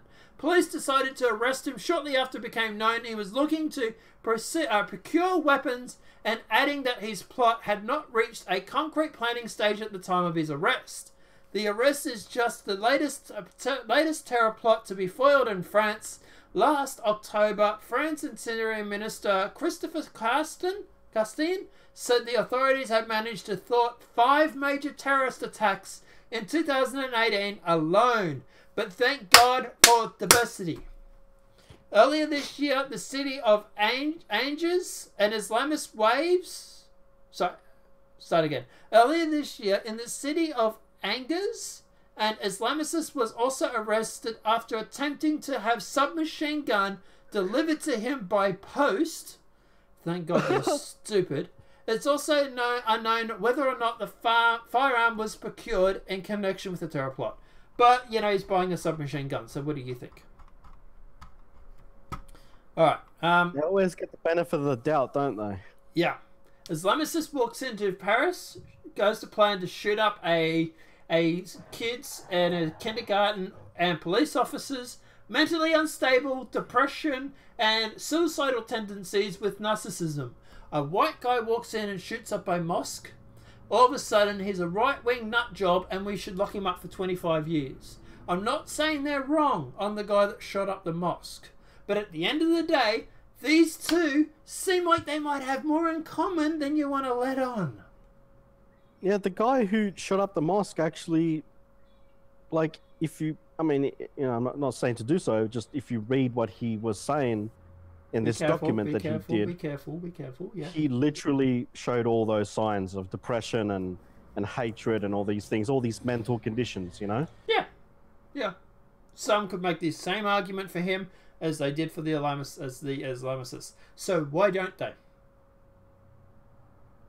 That's my question. Why is it that they don't do that? By the way, my internet seems to be remarkably stable today. It's almost like it's a day-to-day thing, huh? But anyway, your internet has mental issues too. It's bipolar, I would say, would be the right one for that. Because let me know what your thoughts are in the comment section below regarding that. What are your thoughts on this Islamist? Do you think there is a difference between this and the New Zealand shooter? Is it just a difference of ideology? Or do you think there is actually a mental illness difference? Let me know what your thoughts are in the comment section below. Alright, so the rest of the news we're going to talk about, we probably aren't going to record because yeah, let's just keep going and we'll see what stories come up. Mormon Church drops anti-LGBT policies from 2015, saying children of same-sex couples now can be baptized. So in other words, the Mormon Church is cut. The Mormon Church will no longer consider same-sex couples apostates and will allow their children to be baptized in the church without special approval from church leaders, the church said in a surprise announcement Thursday. The announcement was made by Dicking Oakes, a member of the church's first presidency and conference in Salt Lake City. Previously, our handbook characterized same-gender marriage by a member as apostas. The church said in a statement, while we consider such marriage to be a serious transgression, it will not be treated as apostates for purpose of the church discipline. This seems like it's the Mormon Church losing followers and going through and trying to appease people to try and keep their numbers. What are your thoughts? Yeah. I would like to see all religious buildings, take this up. Pro-LGBT for sure. Yeah. Look, I'm not saying that obviously being LGBT or whatever is wrong or anything like that. I fully support that. But at the end of the day, I do think that this is weird that the religious building or religious churches seemingly who are losing support. I am being facetious, obviously. Oh, really? I'd like to see them take it up, actually, for serious. Well, yes, and that's, part of the idea, right? Because, to push things along. Yep. See how many people are liking the religion after that. Yeah. All of the religions should be doing it. Get weight, go broke. I like exhilarationism in some situations, but in other situations, I think it's counterproductive. Yeah, I agree with you there. The former policy announcement in 2015 had arranged liberal and LBG Mormons and some 1,500 to leave the church in protest. So like I say, this is all about them appeasing losing numbers. That's my opinion of it anyway. Well, I mean, the Christian religions are like getting smaller and smaller. I don't know. It is what it is. Yeah, look, at the end of the day, if you want to make the argument that religion shouldn't be around, fine. But that's all religions then. You can't just go through and say some religions from certain Middle Eastern countries are acceptable and others aren't. So look, I don't particularly like the Mormon faith. I think it's stupid. But that said, look, at the end of the day, I think they have a right to their own. The Church of Magic Underwear. Yeah, pretty much. I think at the end of the day, they have the right to their own opinion and their own beliefs. And, you know, it's kind of sad when you start seeing a church cucking because of, you know, mere numbers, so to speak. You just have to keep in mind that, and something atheists, I know that Sam Harris, you know, there's an argument to be said that Sam Harris is religious in the atheist religion. I don't particularly believe that. I'd say that if Sam Harris has to be careful, obviously, and I think he knows this, and he does talk about that, is that if you take away the religions, you have to replace it with something, because human beings, we unfortunately we have this thing called a God-shaped hole. At least that's generally the what we call it, and you know, you have to fill it with something, otherwise you end up down a very, very dark road of narcissism, you know, the black pilling, that sort of thing. You know? Oh yeah, I definitely think at the end of the day that there are certain people, for example, and I'd like to believe in a thing called God, so to speak. I'm probably more agnostic than atheist. This is something that Leif and I were actually talking about the other day. But I was going to say, but yeah, at the end of the day, I think at the end of the day that well, the Mormon faith in particular is kind of ridiculous. But you know, look, at the end of the day, I like science. I really, really do. And look, I think that I'd like to believe that there's some place called hell and heaven. I'd like to think so. I'd like to think so, because that way Hillary Clinton can go down and burn well. Same with Joe Biden and all these other politicians too. But yeah, but like I say, but at the end of the day, whether or not I believe in it, that could be just wishful thinking on my part. So, yeah. But regardless, I don't know. But anyway, let's keep jumping on to the next story. Street cannabis contains dangerous amounts of fecal matter. Apparently. What? Apparently. Oh. Yeah. Gross. Yeah. Cannabis resin sold on the streets of Madrid is contaminated with dangerous levels of fecal matter, the study says. Traces of E. coli, bacteria, and the aspen fungus were found by analysis who examined 90 samples brought around the Spanish capital. The samples of hashi were wrapped up in plastic acorns were the worst offenders, reportedly because the way they were smuggled into the country. I'd say it's rodent. I'd say it's rodent fecal matter.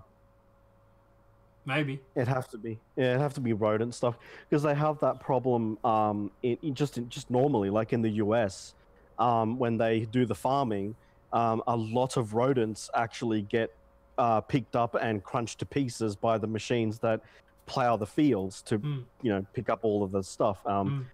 They do then treat the product in machines to remove the contaminants before packaging and selling. I suspect that the drug trade probably doesn't do that.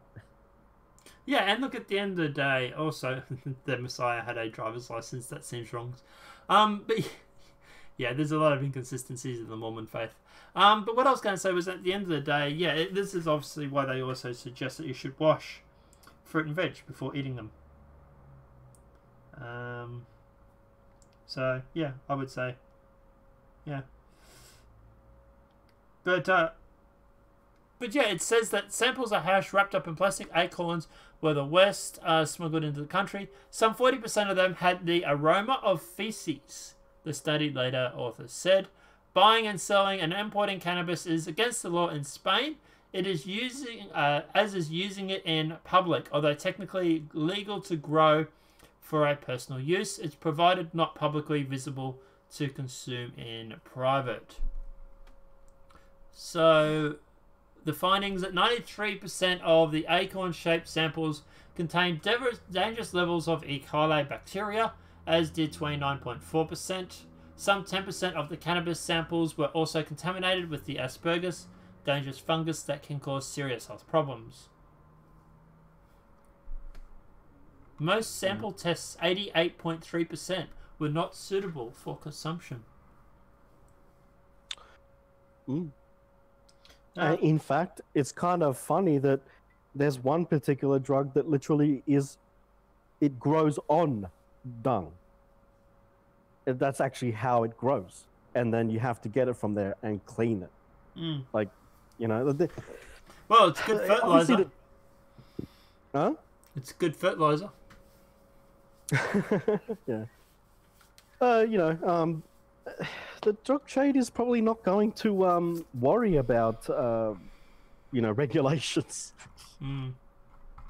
Yeah, well, this is the thing. Obviously, if you go through and you make something illegal to come into your country, people are going to smuggle it in, whether you like it or not. Yeah. And that's one of the arguments about legalizing things like this, Yeah. is that you can legalize it, and then it's legal, and then there's more money in the trade, and then you can actually then afford to do things like clean the products and make them healthy. And, well, Yeah. drugs are generally not healthy, but you know what I mean. Yeah, but at the end of the day, also, you know, like obviously when it comes to, yeah, so Trip is saying polysims grows on done. But like I say, yeah, so obviously at the end of the day, obviously for like stuff like weed and stuff, like they've had to bring it in somehow.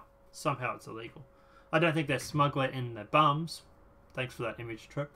But, you know, I would say it's probably something to do with... Look, obviously smugglers aren't going to be the most clean people out there. There's going to be rats. He's and not stuff. wrong.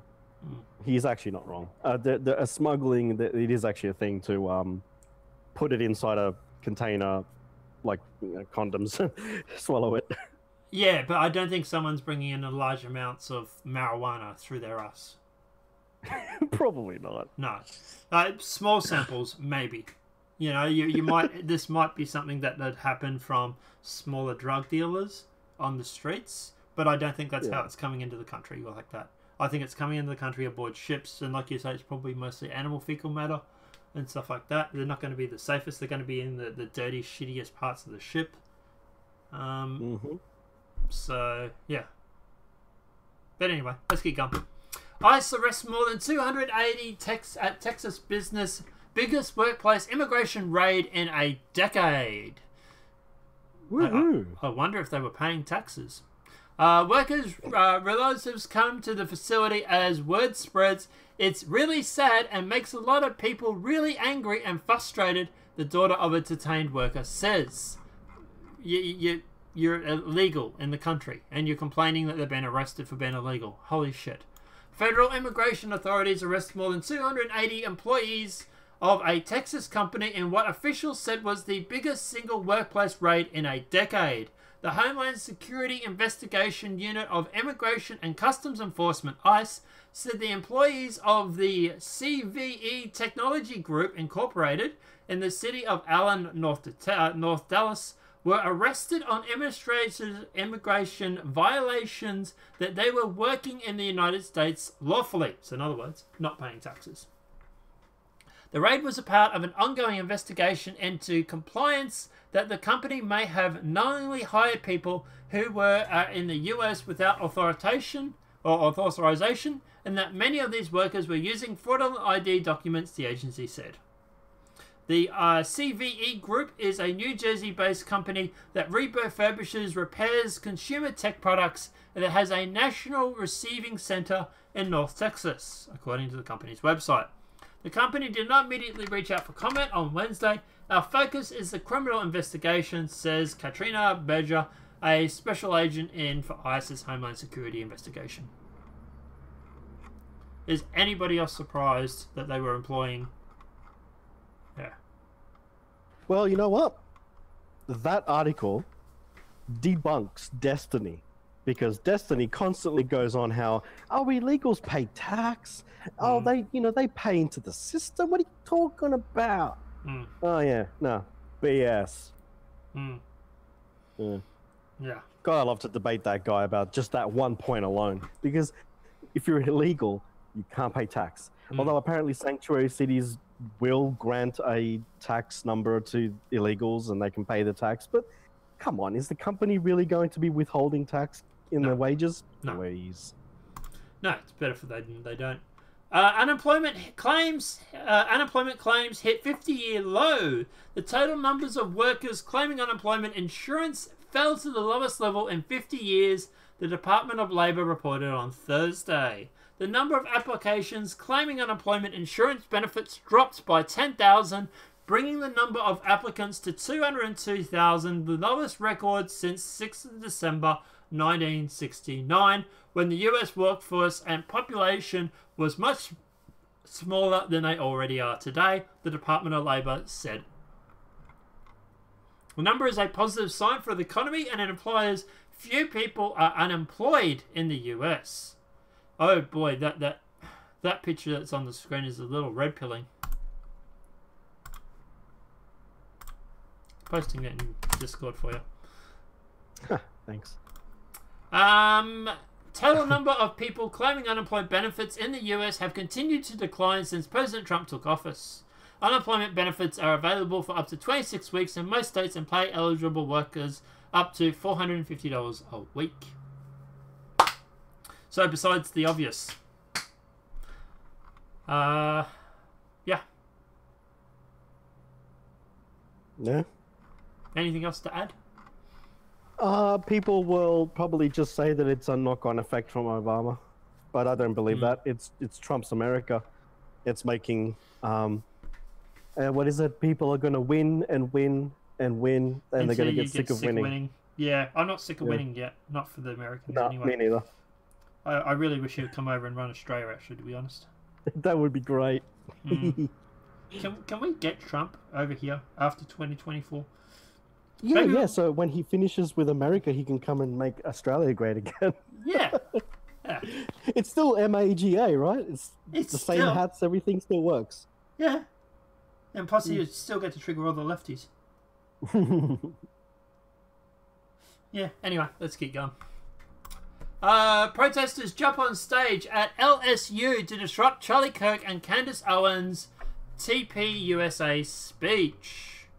Turning Point USA's Charlie Kirk and Candace Owens were speaking at Louisiana State University event on Wednesday when a protester jumped on stage and proceeded to shout obscenities while another protester in the audience shouted "Death to white nationalism." She's black. It's because of what that guy said in his thing. You know, that claim that he made about Candace Owens. That's going to be a shadow on her for a while. Okay. The two conservative pundits, one of them who is black, which is what I've just questioned, but anyway. Yeah, but how do you go about saying Candace Owens is a white supremacist? Or white nationalist? Like, seriously? She's black! Well, you know, Jesse Lee Peterson calls Trump the Great White Hope. True. But I haven't seen her spell. But he's not a white nationalist, though. No. Turning Point USA founder and executive director Charlie Kirk and communications director Candace Owens were delivering their remarks in an auditorium on Wednesday night at LSU when a protester jumped on stage and disrupted the event. And to quote my future waifu, who turned around and said, "Thank you for buying my ticket to my event. Is there anybody else that would like to support me?" The protester, who stood up on the opposite end of the stage from Kirk and Owens, began to shout obscenities with their hands raised in the air until she was eventually escorted off the stage by campus police officers. The incident was captured on video. "We would like to have a communication with you," said Owens several times to the protester. "You're a racist!" shouted the protester.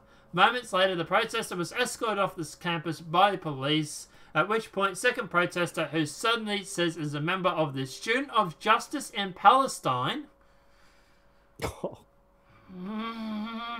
Remember that point? SJP group at LSU, so they love their acronyms, can be heard chanting "Death to white nationalism!"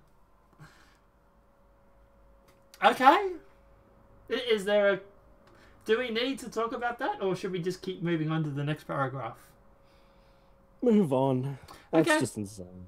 Right. You're getting what I'm getting at here, right? You're sort of getting what I might be hinting at. Maybe? We'll talk about it after if you like. Alright. Mississippi College TP USA chapter president Evan Sanders, who captured the video from the audience, told Breitbart News that Kirk had been speaking about American exceptionalism moments before the protester jumped on stage. Blah, blah, blah, blah, blah, blah, blah, blah, blah. Thoughts, opinions? I'm very curious what you're trying to tell me. So, a group that supports Palestine is claiming that death to white nationalism. Oh. Oh, yeah, okay. Alright. Moving along, while I still have a channel. That's interesting. Anyway, moving along. Beto O'Rourke paid his and his wife company $110,000 in campaign funds. Actually, fuck it. Let's record this one and let's upload this while we're at it. Beto O'Rourke paid him and his wife's company $100,000 in campaign funds. El Paso, Texas Democrat presidential candidate Beto O'Rourke paid roughly $110,000 in campaign funds to a web development company while either he or his wife owned it, public records show. Beto for Texas paid Stanton Street Technology Group $58,544 during the 2011 to 2012 election cycle and $93,060 during the 2013 to 2014 cycle and $9,290 in 2015 to 2016 cycle and $32,778 during the 2017 to 2018 cycle, according to Federal Election Commission records reviewed by the Daily Caller News Foundation. Either O'Rourke or his wife owned Stanton Street, a small web development firm that O'Rourke funded in 1998. During his vast majority of those payments, such payments are legal as long as the campaign is charged for the actual cost of services, but ethics watchdogs have cited the practice of the former self-dealing. O'Rourke's wife, Amy something or other, I didn't want to say her name, but oops, took over Stanton Street as the Texas Democrat and entered Congress in January 2013. She controlled it until early 2017.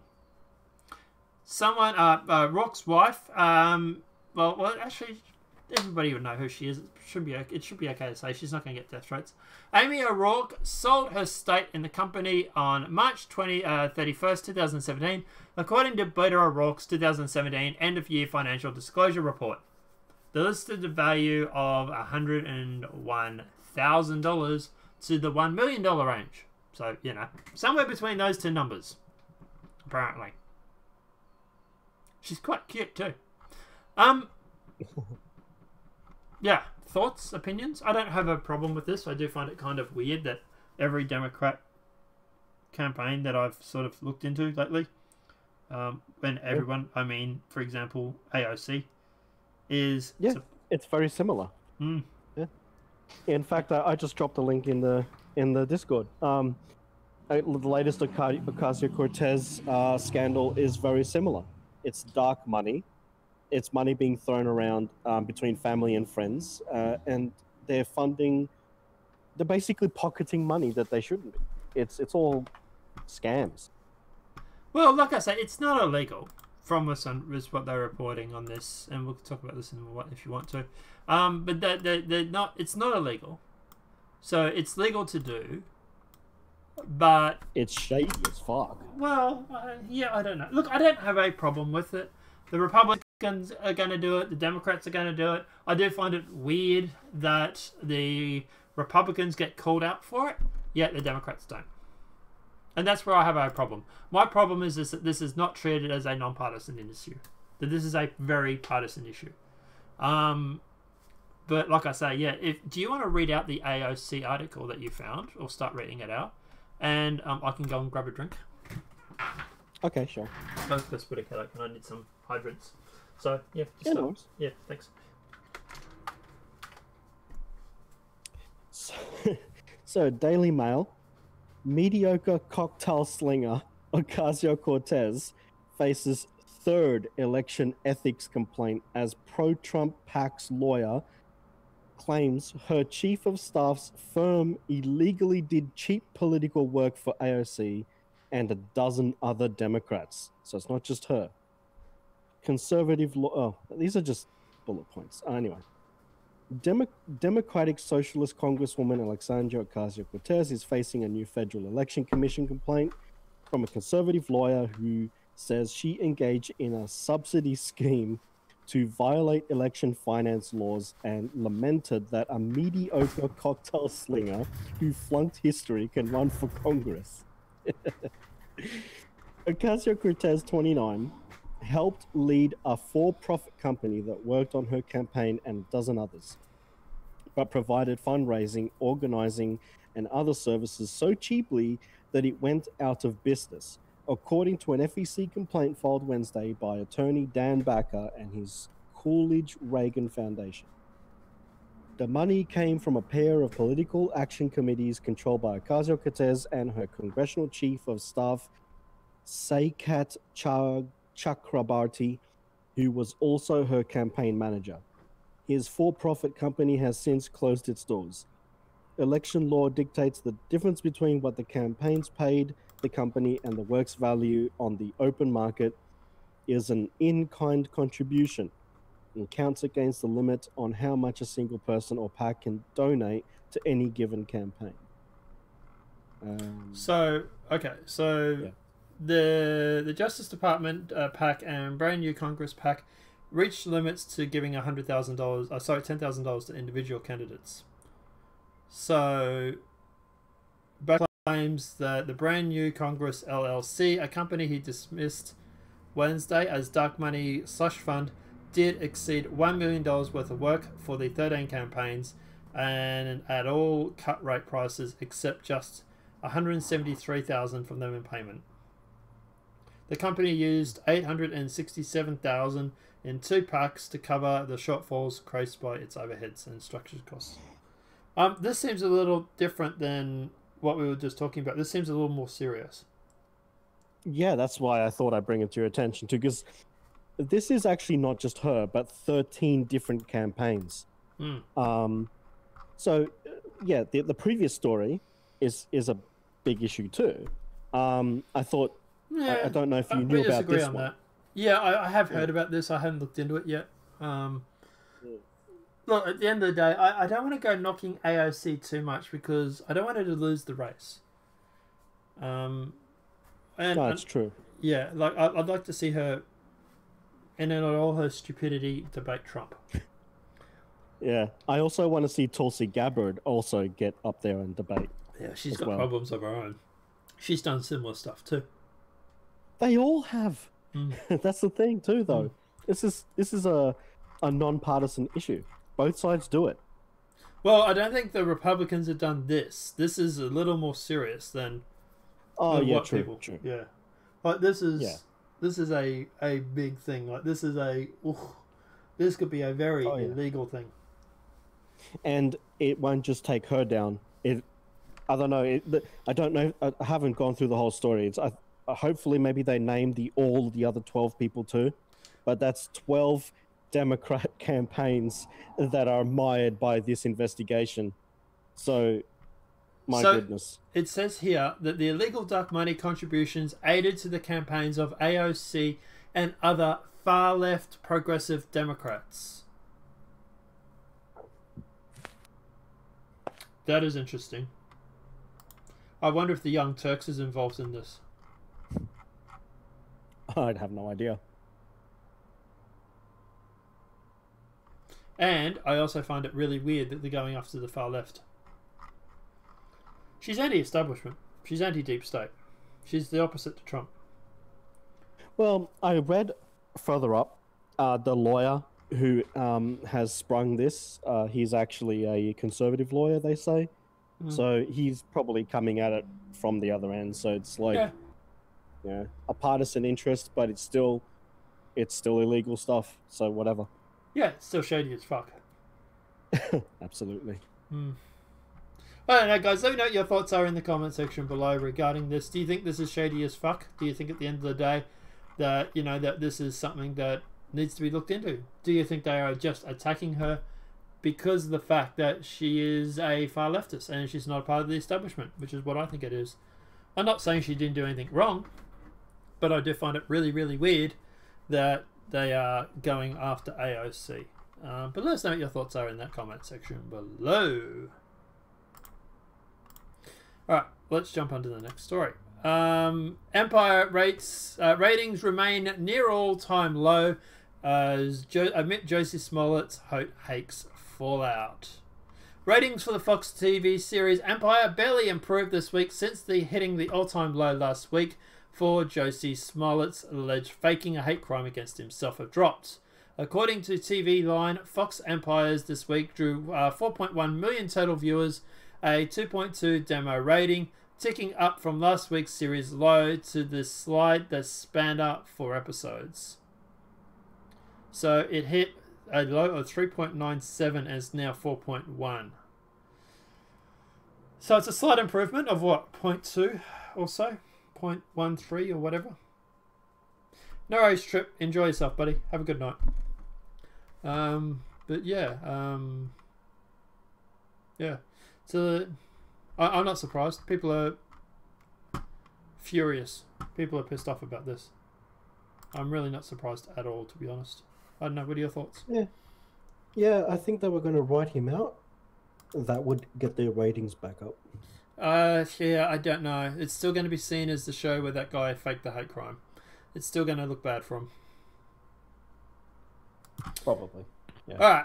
Alright. Breaking. Second pedophile discovered at Houston drag queen story hour program.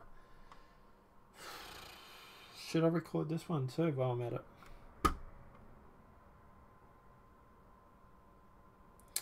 Go for it. Yeah. Fuck it. Let's do it. My internet's never going to recover. Alright, so we're going to record this one. We'll upload this video separate too. Second pedophile discovered at Houston drag queen story hour program. Another drag queen story hour participant charged with sex crimes. Yet another drag queen story hour participant is discovered to have been charged with child sex crimes and a registered sex offender. Tune into InfoWars or War Room for all the details on this breaking story. Will Johnson and Jodie Lee Peterson join Owen Schreider on the War Room from 3 p.m. Central Time. I thought Owen Schreider. Oh yeah, that's right. Yeah. So it doesn't really say a lot. Obviously they're going to break the news on the War Room. So yeah. Guys, go and check out infowars.com/so. Yeah, see what's breaking, I suppose. Yep. But probably shouldn't upload that one. We might actually just leave that one as just in the video. Miami ministers consider mass walkout in protest over soft Brexit.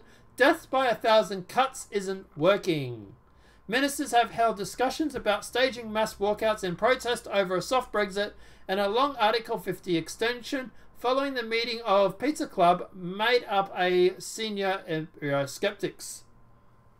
Plans to resign en masse have been suggested because death of 1,000 cuts isn't working, ministers said, pointing out the trickle of resignation has not affected Theresa May. Cabinet Minister met junior colleagues twice on Wednesday after the Prime Minister softened her red line and opened talks with Jeremy Corbyn on customer union. MS-13 gang members and convicted murderer returns to Long Island after being deported. Okay.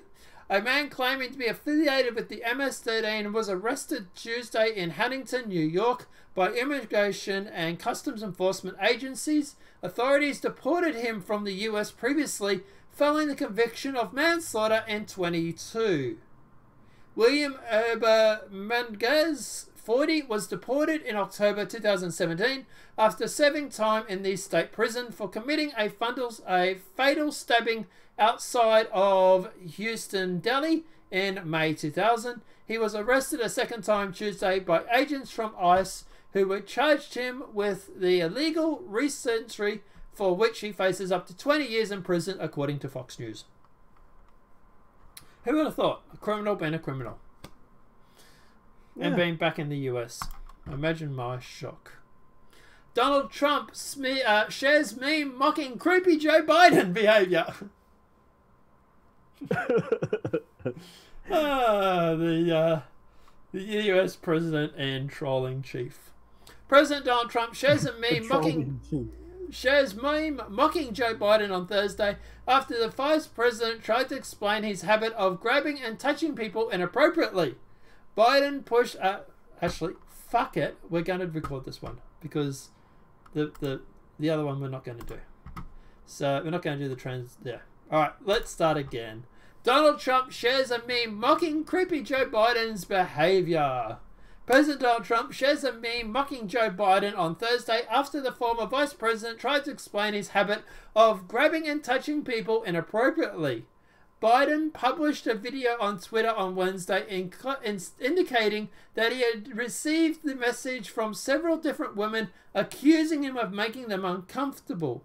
Biden's serious video was edited by meme master Cap DeTantrum, who included images of former vice president in the background sailing into a room and reaching up to grab him by the shoulders. Welcome back, Joe, Trump wrote on Twitter, sharing a copy of the popular meme. We are going to play it right now for you guys, so enjoy the meme.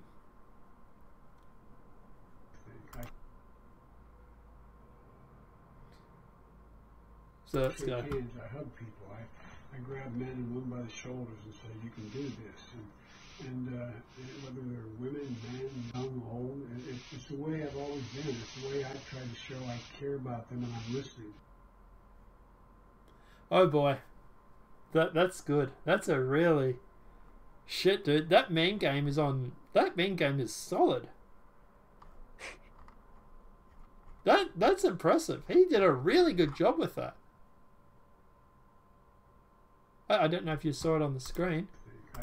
I'll post the article and you can check out the... Just scroll down towards the bottom. Yeah. But while you're looking at that, 3 more women accusers have come forward. 7 women in total.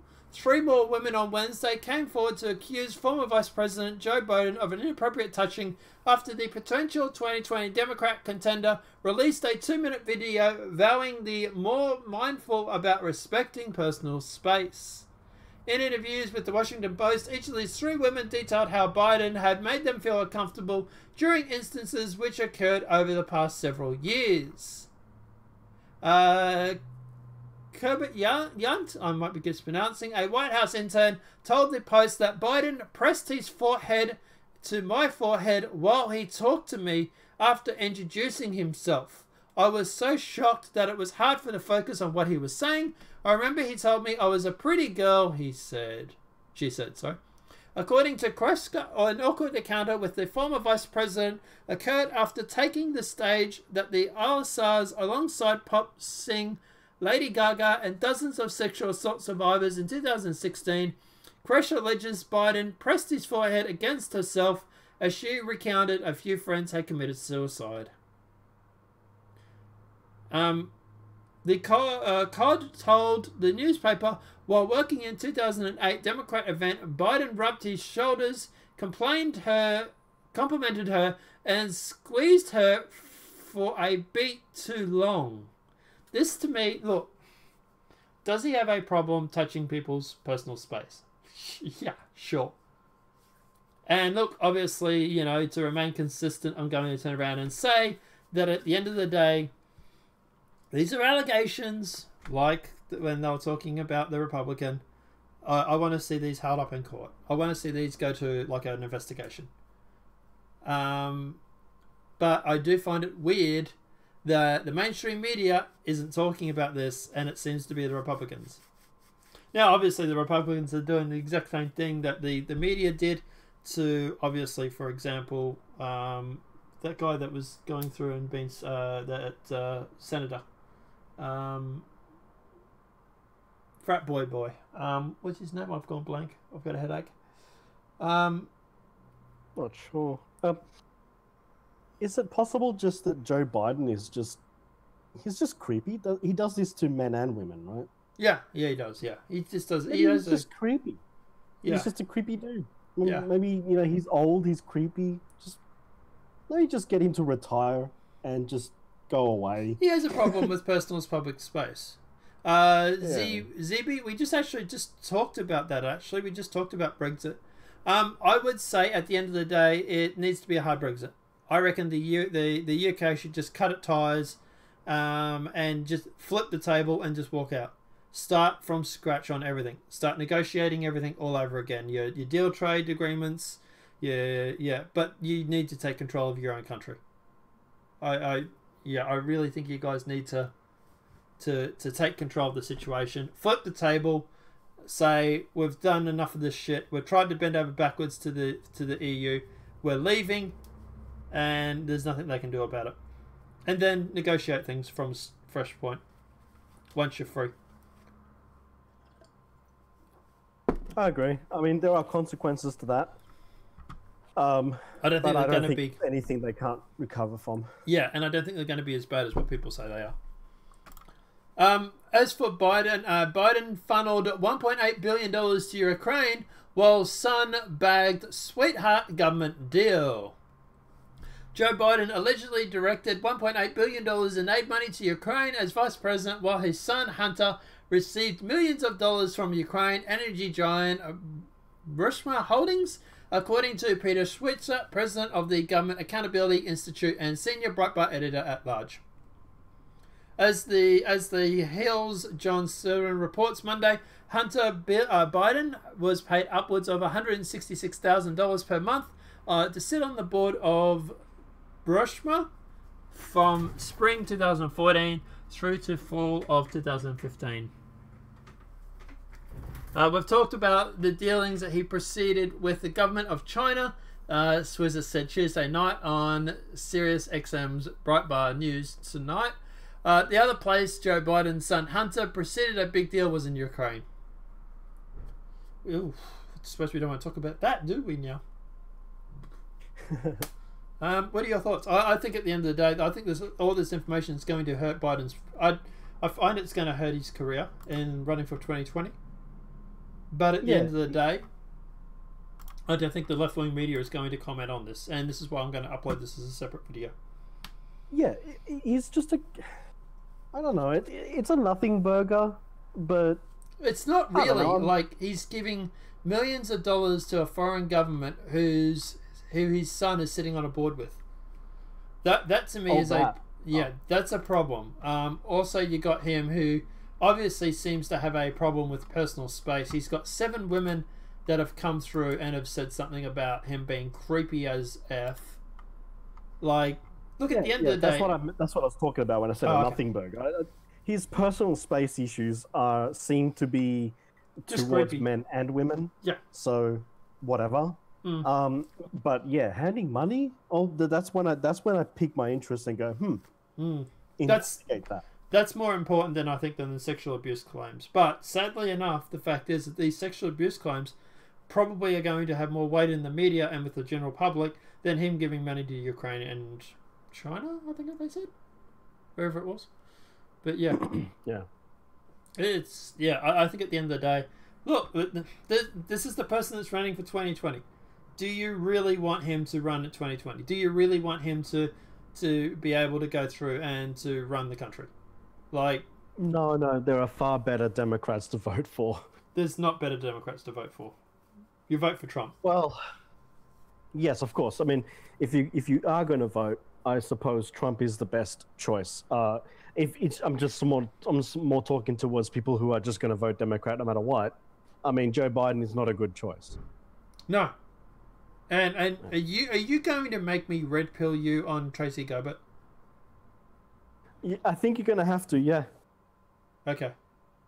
I'm going to red pill him on this girl because Satellite has a tendency to find pretty women on the internet and believe what they say, as in It's got nothing to do with Tulsi Gabbard's looks. It's got nothing to do with that. And the communist over in Venezuela that you took a keen interest in. Abby Martin? I've never supported her in any real way. I just find that she does report on some interesting things. There is one particular video that's probably way too spicy for the channel, but I'll show it to you later. Yeah. At the end of the day, these are all far left-wing progressive ideas. Joe Biden obviously is more towards the center. I think he has a better chance of winning the Democrat National Committee because of the fact that they will want someone, the deep state will want someone who is establishment, which he is. What do you think about the real election meddling, which is big tech censorship? Yeah, we've actually talked about that, actually, Z. And Russiagate, CNN fake news is electing... Yeah, true. Also, you also have to look at, like, for example, and we'll upload it out later, so you've missed that article, where we actually talked about, for example, Tommy Robinson being banned off Facebook. To me, that is more election meddling than anything. Banning people... Big tech election meddling, that's a huge issue. And if they really want to go after the whole Russia thing, I mean, all Russia did was just buy ads. Yeah. It's the American companies that approved it. Yeah, let's not talk about uranium one. No, yeah. Yeah, that's fine, Z. We're going to upload some of these articles that are really important ones as separate articles. They'll be done later tonight or today, depending on where you are. So, yeah, subscribe, click the notification bell, and you're going to get like 3 notifications later today. One will be the Joe Biden thing that we've talked about that you've been here for, but another one will be Tommy Robinson. What else was it we recorded? Beto O'Rourke. Beto O'Rourke thing. Yeah, the Beto O'Rourke thing. That's that's the third one. Yeah. But anyway, as for Russia meddling, no, I don't think Trump meddled in the election, and I do think that big tech is affecting elections. People like me, for example, how many times a week do I get people turning around saying, I didn't get notified of your videos? Because the fact that big tech is not letting people know when I go live. Some YouTuber with, 2,500 subs or whatever it is copying censorship on the internet because he's an unpopular opinion. But anyway. Republicans are trying to kill an LGBT bill in Congress by arguing it hurts women. Poor BuzzFeed. They're so confused, aren't they? Yeah. So I'm going to stop the recording and we'll upload that separate. Women, lesbians, and families become the collateral damage. An LGBT rights bill needs to die to help women. That was the message Republicans brought to a routing congressional hearing on Tuesday when conservative lawmakers and think tanks denounced the non-discrimination bill will increasingly uniform charges of sexism. The bill's protections for transgender people, they contend, advocate a racial agenda ideology that will erase and victimize women. Women, lesbians, and families become the collateral damage of identity politics, said the Republican Doug Collins of Georgia, ranking member of the House Judiciary Committee. Collins argued that the Democrat-sponsored bill codifies stereotypes and sexism, and if the Democrats are determined to move in this direction of legislation forward in any way, it must recognize that it prioritizes the rights of biological men over the rights of biological women. It does. It does actually do that. It does. Yeah. You're basically turning around saying that transgender men who are biologically male, let's face it, actually have the same rights as women. Or have more rights than women. Yeah. Man. They're just going to say that the Republicans are sexist or whatever or anti-LGBT community. Yeah, but that's not that couldn't be further from the truth. It's no. And the hilarious thing is that one of the memes going around is that this bill would mean that Trump could just turn around and say, "I'm the first female president." Technically, yeah. That'd be funny. Yeah. Could you imagine if he did that? Holy shit. I know. The left would probably literally self-destruct. Let's do it. If we could get rid of like all progressives, like let's just do it. Let's have them just overload to the point where they just explode. That'd be great. It would. The mess. It'd be very messy though. That's alright. We've got mopping buckets. I'd probably fly over and help clean it up because I'd be so happy. Oh no, I want it to happen in Australia too. We'll be cleaning up our own shit. Oh, that's true, wouldn't it? But I don't know. Guys, let me know what your thoughts are and any other topics that we have covered tonight. We're going to wrap the show up here because we have been going for about 2.5 hours. Wow. Yeah. Big show tonight. Big show. These shows were supposed to be an hour to an hour and a half. That just never works. See you, Z. Have a great night. Check out the rest of the videos when I upload them there, buddy. But yeah, apart from that, guys, obviously, thanks to everybody who has tuned in today. Everybody has been great. Everybody's been talkative in chat. The number's been going up and down, obviously, depending on people tuning in and tuning out. But yeah, it's been a pretty good show. And thank you to my co-host for joining us. Yeah, I've had a great time. Yeah. Space Imperium after this? I don't know. What are your plans? Yeah, I've already updated the server, so yeah. Oh, cool. Well, in that case, let's go. Because I sort of want you to abuse your admin powers again. But look, at the end of the day, guys, obviously, let's let me know what your thoughts are in that comment section below. If the video's been helpful, please smack a like. If you're new to the channel, welcome and subscribe. Apart from that, guys, I'll see you in tomorrow's video. You're not available, are you, tomorrow? No, I have to go somewhere tomorrow. Yep. So, soloing it tomorrow, and maybe you'll be back on Tuesday? Yeah, you should be back by then, shouldn't you? When you're only going away for a day, aren't you? Yeah, so Yeah. I would be back. Of course. On, in like Saturday night, I would probably be home. Yeah, of course. Yeah, cool. No worries. Cool. But apart from that, guys, obviously, yeah, you'll see us probably both next week, and me tomorrow. Yay! Have a great day and enjoy. We're going to go and play space games. Bye! Bye.